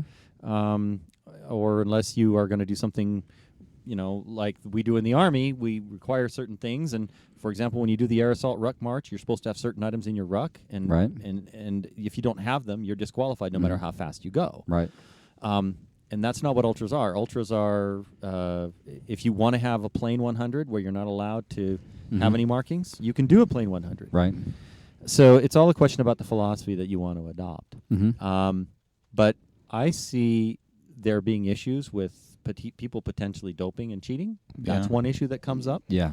Somebody really wants to get to the top of Everest, you'll have a Sherpa short rope you. Yep. Is that ethical? Is that correct? Mm-hmm. And I think the ethics of the sport are going to be really challenged as we go forward. Yeah. Another issue is, for example, somebody really wants to get 100, so they hire a crew and they hire pacers. Yeah. So So we were adapt- talking about that the other day. Yeah, we were talking about that, having like people that's what they do. Yeah, like, that's or like a their job, website right? sitting there for people to sign up. Yeah, we've or already look have for people. coaches, Yeah. Right. which is perfectly fine in my opinion. Right. Yes, I'm a curmudgeon and I tend to be very conservative in my ethics, but I have no problem with people coaching. Yeah. Whether they do it for money or for not just for free because they're friends. I've coached, but I've never been paid for it. Right. Yeah. But what do you do with that situation? Is that fair? We already have people who, but there is, for example, at Massanutten, there is we used to be called the Stonewall Jackson Award, but people were a little concerned about that being Confederate, so I don't know what they call it. But there's an award if you run without crew or pacers, Right. Okay. and that's a separate class that you can win. Oh, I gotcha. So it yeah. doesn't matter who finishes first. That person, if they're doing no pace, no crew, No they pace, can no have crew, their they own. get a separate recognition. right. Okay. Yeah, and you can't win the race outright, no crew, no pacers, just because you're no crew, no pacers. You'll be in a different category. So let's say a person with crew and pacers finishes first and you finish third, no crew, no pacers. You'll be third, but you'll be the first in that division. Right. Yeah. That's like Yeah. an age division Yeah. in that respect. Yeah. Okay. Now, you may end up winning it. I mean, we had a guy, I think his name was Joe Schlereth, who came up back in the day around Wasatch. I think it was 1987, 1988. Literally rode up here the day before the race on a motorcycle. Showed up to the pre-race meeting, got his number, no drop bags, no nothing. Went to the start here at the start Right. on his motorcycle, ran the race, beat Dana Miller, Hmm. who was always winning Wasatch back Right. then, and then went home. Dana still remembers it to this day. Man, they just showed up and did it. Yeah.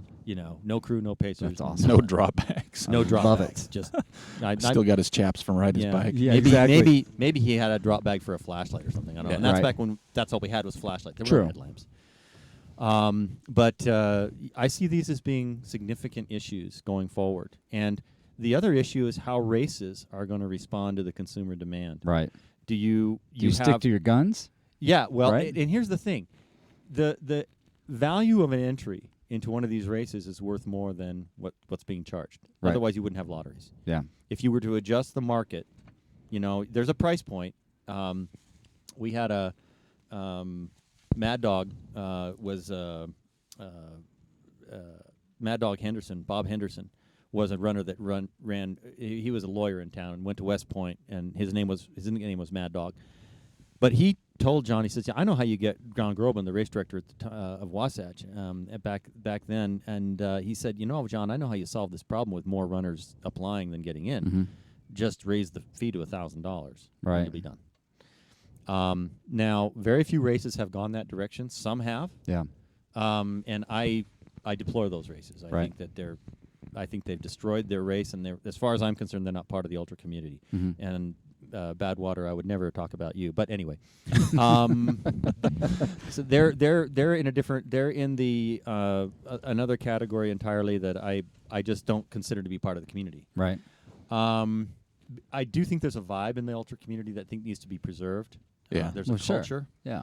And I think it's up to the race directors to not monetize it to the point where, we're just going to keep jacking up the fees. Once we have to go to a lottery, Mhm. that means that we win, right? We Right. get more money. Yeah. So we'll just keep jacking up the price so we don't need a lottery. Mhm. And I think that's wrong. Right. Well, Phil, and this is a big reason why we wanted to bring this up with you, is we know you, and we know that you have no problem saying what you feel about this stuff. Right. Where a lot of people do. They're trying to be politically correct or Mhm. don't want to ruffle feathers, and we've definitely seen that, right? Mhm. But we like the straightforwardness of what you're saying of Right. different perspectives. Like I haven't heard this perspective before. No, I haven't either. We haven't touched on this specific topic yet. Yeah, correct. Of race fees. Yeah, because you're right. I mean, if they did jack up Western states, perfect example where everybody wants in, or a Hard Rock. If they jacked up the price, less people would do it. But who's going to get in at that point? Well, you have a number of issues that are floating around there. Number one, it's just the optics and the gut reaction ethos to it. I mean, Wasatch has done a really good job of keeping their fees low. I think they're still at $250. Yeah. Oh yeah. They're considerably less than Western. I think Western is pushing $400. Oh yeah, I think so. I thought it was over $4. I thought it was like $450. Yeah, it may be. And I think that Western, I know some of the folks that are really involved with Western, like the Rocket and Tropical John, and some of those folks who I really think are bringing an ethos to keep those fees down. I don't know what Western's board looks like. I don't know many of those personalities. Right. I just know Tropical John, and he's a great guy. And I applaud them for what they've done, by the way, because if you've ever done the Western States course, it's a horse trail. I mean, it's not that particularly scenic. It's not unscenic. It's a nice mountain trail. Right. But it's primarily downhill, and it's very, very runnable, very non-technical. It gets very hot. Yep. But the last 50 miles aren't much to write home about. What you have there is a mastering of marketing and the ability to attract top runners, which makes it a spectacle in and of itself. I mean, if you've ever been to the Daytona 500, Dayton is not really a pretty place to go to at that time of year, but the fact that they've created a marquee event makes it something outstanding. History to it. And some history and character and everything. And, you've got other courses out there that are much more scenic and much more difficult, right? But they haven't marketed themselves in the same way, and they haven't had the same amount of time, right? And they haven't had the vision that Western States has. So you look at the trajectory that Western's on versus the trajectory that Wasatch has decided to take. And Wasatch is right now at a point where it's going through some major growing pains and trying to figure out where it fits in the universe. Right. You've got a board that's older and still rooted in some of the older traditions. Right. And you've got other upstart, I call them upstart. Some of them have been around for a while. Like you got the Bear, which has virtually no pavement in it, and is willing to adapt to new the runner's demands and things with respect to marking and things of that nature, and realizing you have to respond to those types of things. So there's a lot of different growth in the races, each of them governed by the various personalities of their committees. But the other thing is you're running a lot of these races on public land. Right. And so one of the issues that I've raised and talked to some people that are very learned in these areas, people like Julie Pierce, who works for the BLM, and folks like that, who can give me some perspective, is at what point, if you're running an event on public land, do you need to not make it so expensive that only the elite can really participate? Right. I don't know the answer to that question. And part of it is your own personal ethos should drive that, but the other part of it is at what point are you really involved in an event that is serving the public interest? The public lands agencies probably aren't the best people to ask, though, because they get a 4% cut. Yeah. Right. So they'd love to see these races make more money. Sure. And even if only the absolute most wealthy people can afford to do it, so what? And then the other issue is if you're going to jack up your prices to like Western's going over $400 now, from what I hear. I don't know. I don't follow that because I don't have any desire to do Western. But if that's the case, then are there scholarship opportunities available? Are there work-off opportunities available? Right. Candace, for example, for Destination Trail, if you go work one of her aid stations for the duration, you get a significant discount on entry. Right. Okay. I've done a little bit of work, volunteer work for her, and that's gotten me a little bit of a discount, which is awesome. So that's another way that you can address the issue. But I ultimately think that if there's a market out there, you'll have more hundreds popping up, and you won't see the huge demand that would cause the prices to rise. But on the other hand, then you're dealing with these issues, like I said, of concierge pacing and things of that nature. And then that raises a whole new bailiwick, by the way. If you're going to be doing pacing or crewing service, does that mean you have to get a special use permit from the forest? I think you do at that point. I think you do. Your business. Your business. Yeah. Or what you and the way to do that, by the way, is you just talk to the race director and subcontract with the race director and give the race director a cut. Yeah, you'd have to, because that liability would be pretty high on your part for creating that business. Yeah, and I think if I were a race director, I wouldn't tolerate it. No, the liability. Not would be so much huge. that I'd want the money out of it, but I'd want there to be a unified effort saying we all need to be on the same sheet of music. Yeah. These are all there's a lot of issues. It's funny. What I really love about ultra runners is sometimes they can be sometimes it's maddening, but other times I really love it. They can be very simplistic. Mhm. Yeah. I'll talk to some real experienced runners who've been around for a long time, and they'll say to me something like, well, I think you should do a run over Timpanogos. That would be really cool. I'm like, dude, have you read the Wilderness Act? Right. I mean, it doesn't even occur to me to say something like that. But Right. if you've not been in the business of race directing, you don't understand. Yeah. Sure. The tremendous hassles and liabilities. You'll be out there marking your course 3 days before the race, and somebody shows up on a 4-wheeler saying, "What are you doing on my land?" Yep. Yeah. It's like, what are you talking about? Your land's like 800 feet over that way. Right. And this is a forest trail. No, this has always been my land. And these things happen. They do. And they can be a pain in the butt. Right. So let's talk a little bit about so there's an influx of people coming into the sport, a really big one. Mm-hmm. And it seems to us, from where we're viewing this, is that they're not spending maybe as much time to get to know the history of the sport. They're just in it. They're loving it. But they're not recognizing those that came before them, in a way.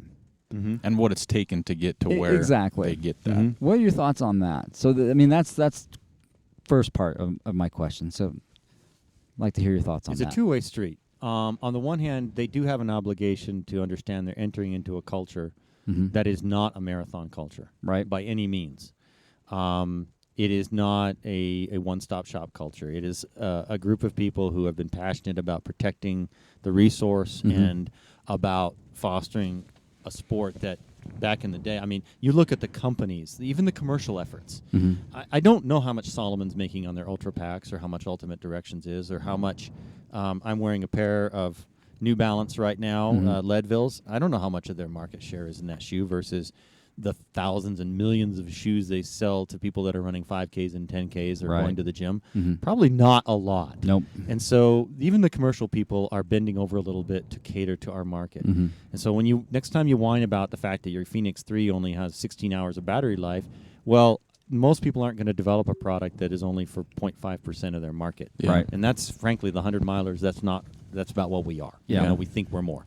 So in that respect, I think people need to educate, be aware of the fact they're entering into a culture. But there's also the obligation on the part of those of us in the culture Mhm.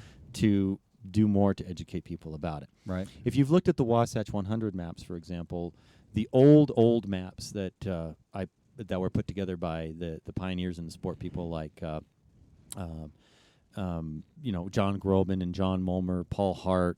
Like Paul Hart and John Mulmer had a bet of a fresca over where Point of Contention was as they were approaching it from Forest Lake. And that's why it's called Point of Contention. People Right. don't know these stories. Yeah. So I made a point not only to put those labels on the digital maps that Christian Johnson now has out, but also to explain where every single place name came from. Right. That's Because awesome. people need to know why things are called what they're called. And Right. the same thing with the Bear 100 course. You know, you hit High Top and you go into a place called Bugler's Holiday. Why is it called that? Because when Leland and I were out pioneering the course and originally mapping it, there were elk bugling in that. Okay. And that's why it's called Bugler's Holiday. Some of the names are just kind of corny. They're not named after any particular event, and others are named after really significant things that have happened in the race history.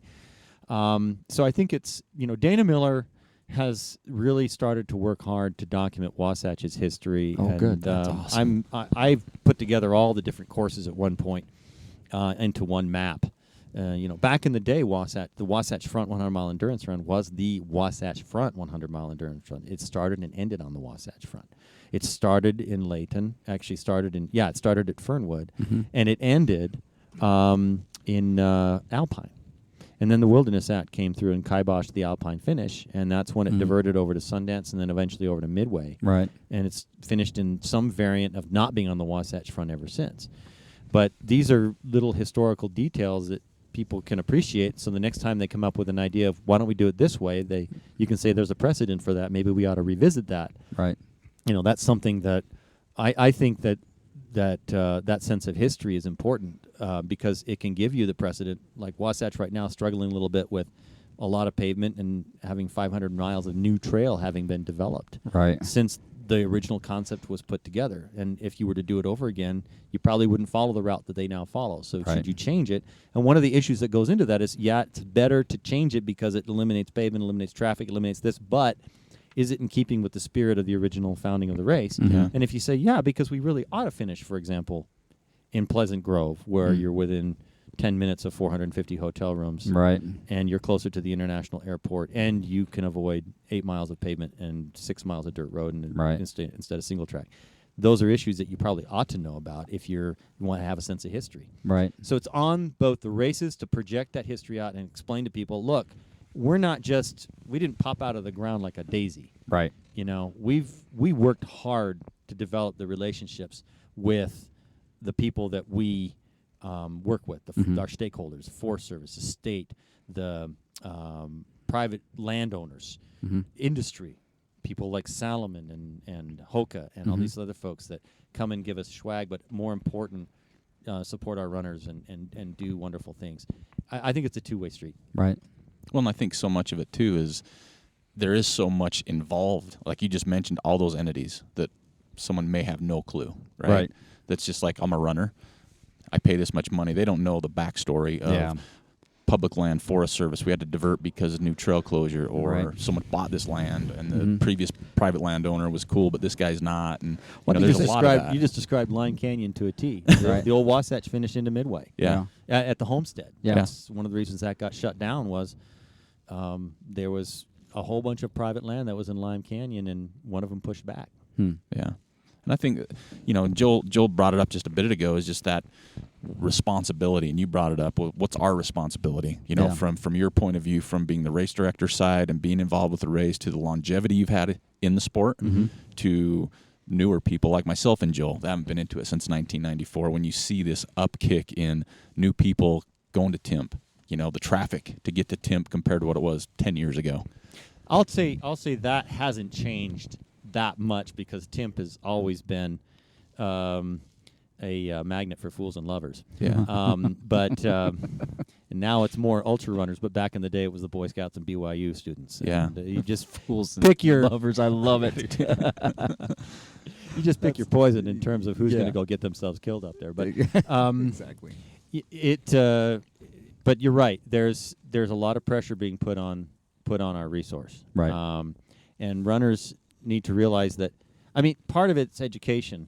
There was a gentleman that was complaining about all the runners who are cutting switchbacks on the Timpanogos Trail, and I remember this. Yeah, and I was very put out by that, and it was on a forum of maybe it was Facebook. It was, and I corrected him, and I said, I've looked at the Strava tracks and the runners that are running up Timp. They're not the ones cutting switchbacks. Right. And I can tell you for a fact that in speaking with the wilderness ranger who I used to work with up there on Turt, that the biggest offenders of cutting switchbacks are BYU students and Boy Scouts. Right.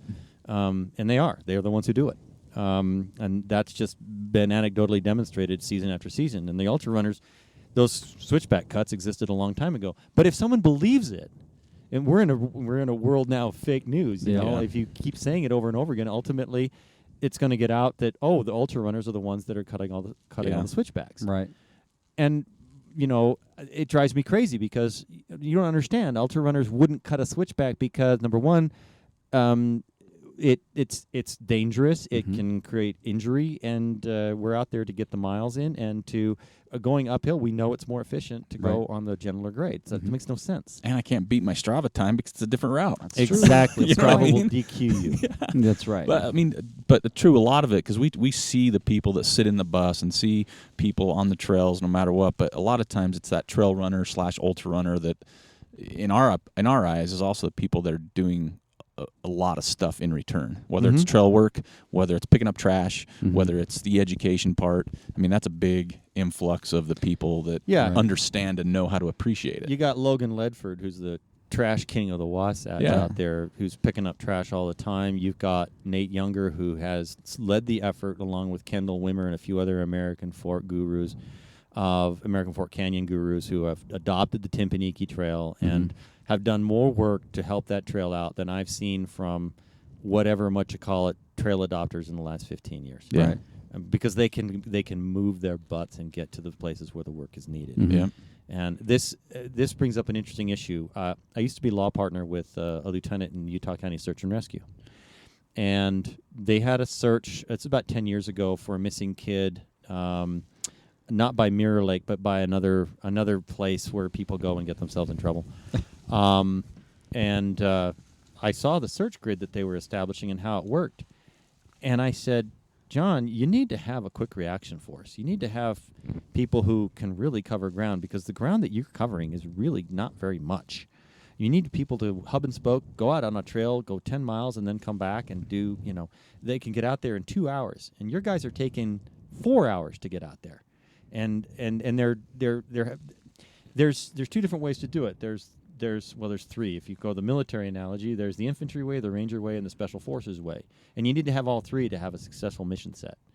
And yeah, there's rivalries in the service about all that, but each of those components have a different mission and have a different objective, and together they work really well. Right. So the special forces are the ones that are going out, small groups, boom, boom, boom, and then the rangers, a little more technical, but not quite as fast. And then the infantry, which is kind of like your brute force. Right. Okay? So you do all those things. Ultra runners, they just did this search in Kenny Canyon for this guy who's missing. Yep. And what did Newman do? The Newmanator gets on there and says, boom, let's go out and just fan out and see what we can do. We're fast. We know the country. Right. And I loved it. I saw it, we do that a couple times, and if even without a successful result, the search and rescue will realize, because they're very territorial, and for a good reason. Right. They don't want people breaking things Yeah. and getting hurt themselves. Yeah. But they realize Or people are need the really rescue. capable. They really know what they're doing. Yeah. Then you start using your assets in the community, and ultra runners can be a big part of that. And that's Right. part of that education that I was talking about before. And that's educating our stakeholders, not just the people who are new coming into the sport. Yeah. Right. Well, I mean, there is a large number of good people willing to help, like you just said. I saw that on social media. Like, where do you need me? What time do I need to be there? What do I need to do? And it's covering ground quickly, Right. Knowing the territory. Knowing the that's area. their Right. area they and go knowing to. their limitations. Yeah, And that's the other thing. As long as they are, they're smart about it, Yeah. and they show up with some kind of a communications plan. Maybe they have little family service radios, but at least they have something, or they Yeah. have cell service in that area. Mhm. Whatever it is. But this is going to require a lot of coordination with SAR eventually. But I can see right now things are really in flux. You've got this group of Wasatch Mountain Wranglers, and nobody really knows what it is. I mean, we talked about setting up a nonprofit a year or two ago, and we never really could get it off the ground, and I thought the Wranglers could be a big part of that, but then we didn't really know what the Wranglers were. They're kind of like a watermelon seed. They're really slippery. They're just a group of people, and they don't have a mission statement or anything, and they want to keep it that way, and I'm totally cool with that.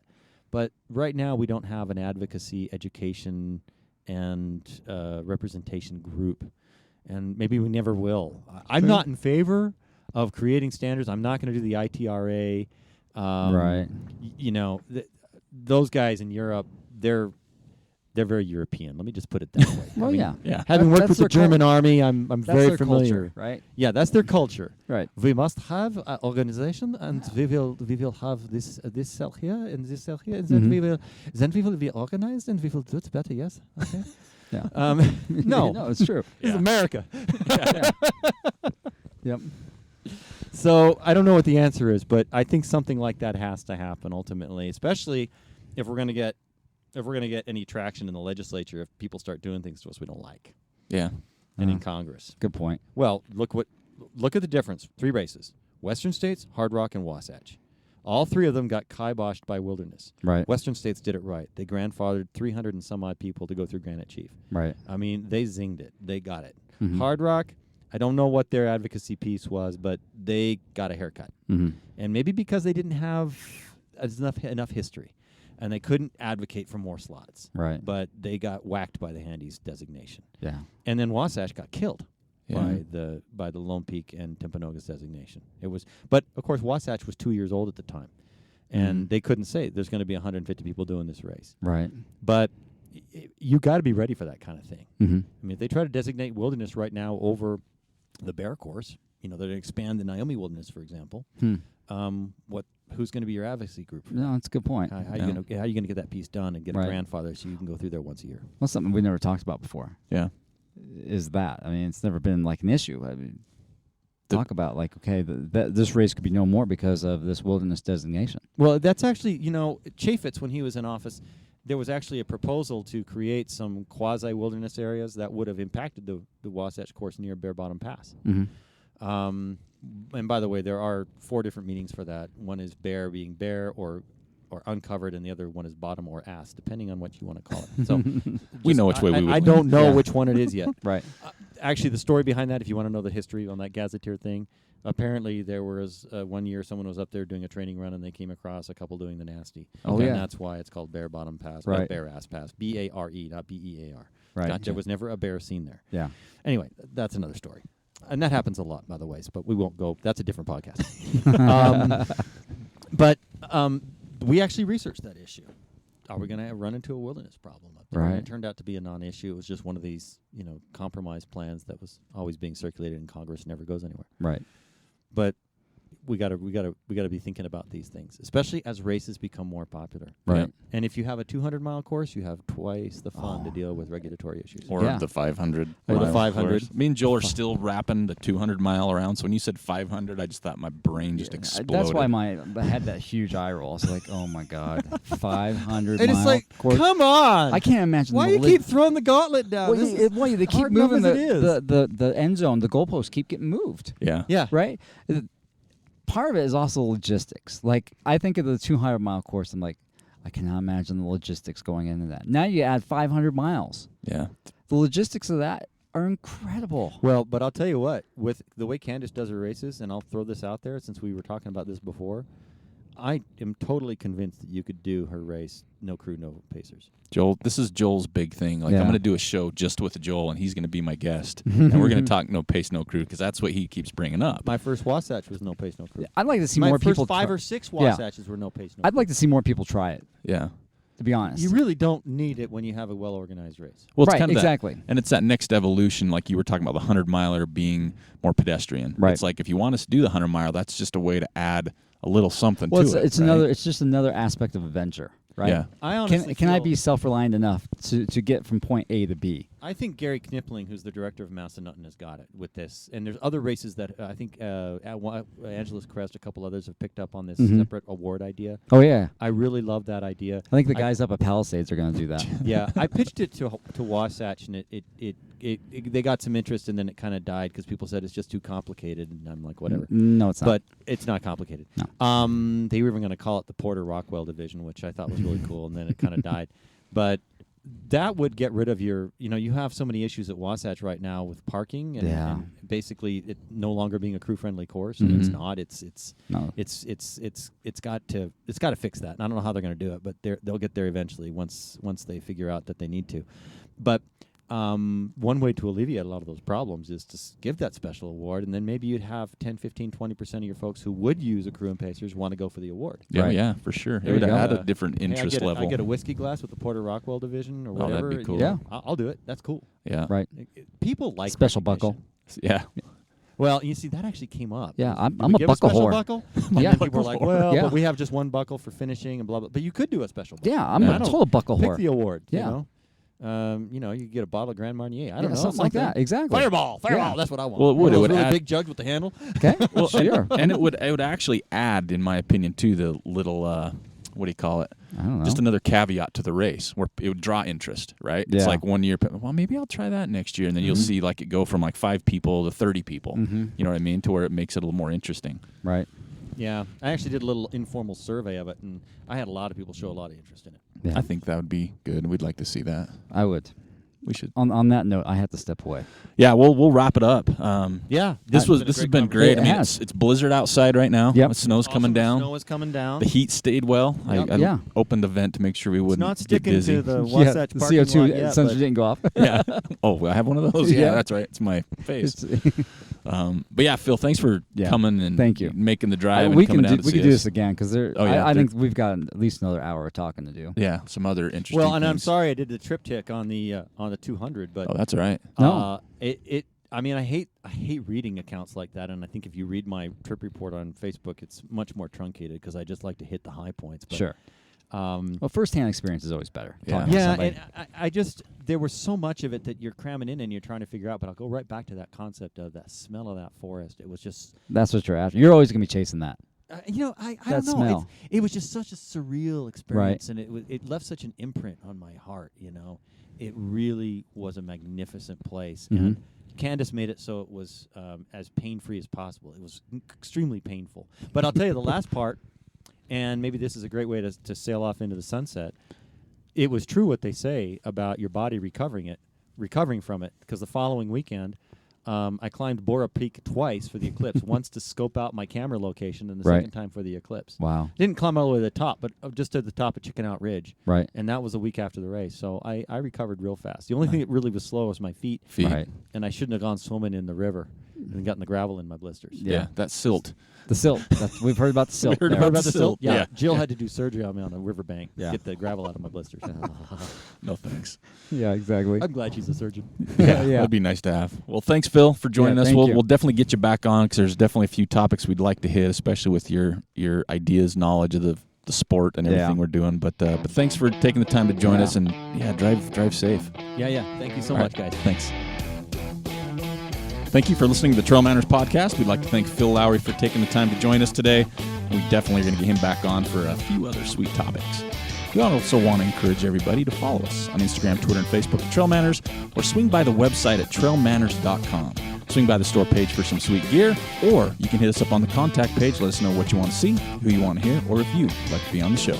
Until next time, this is Eric Manning with Joel Hatch reminding you, you don't get what you wish for, you get what you work for. Now go get it.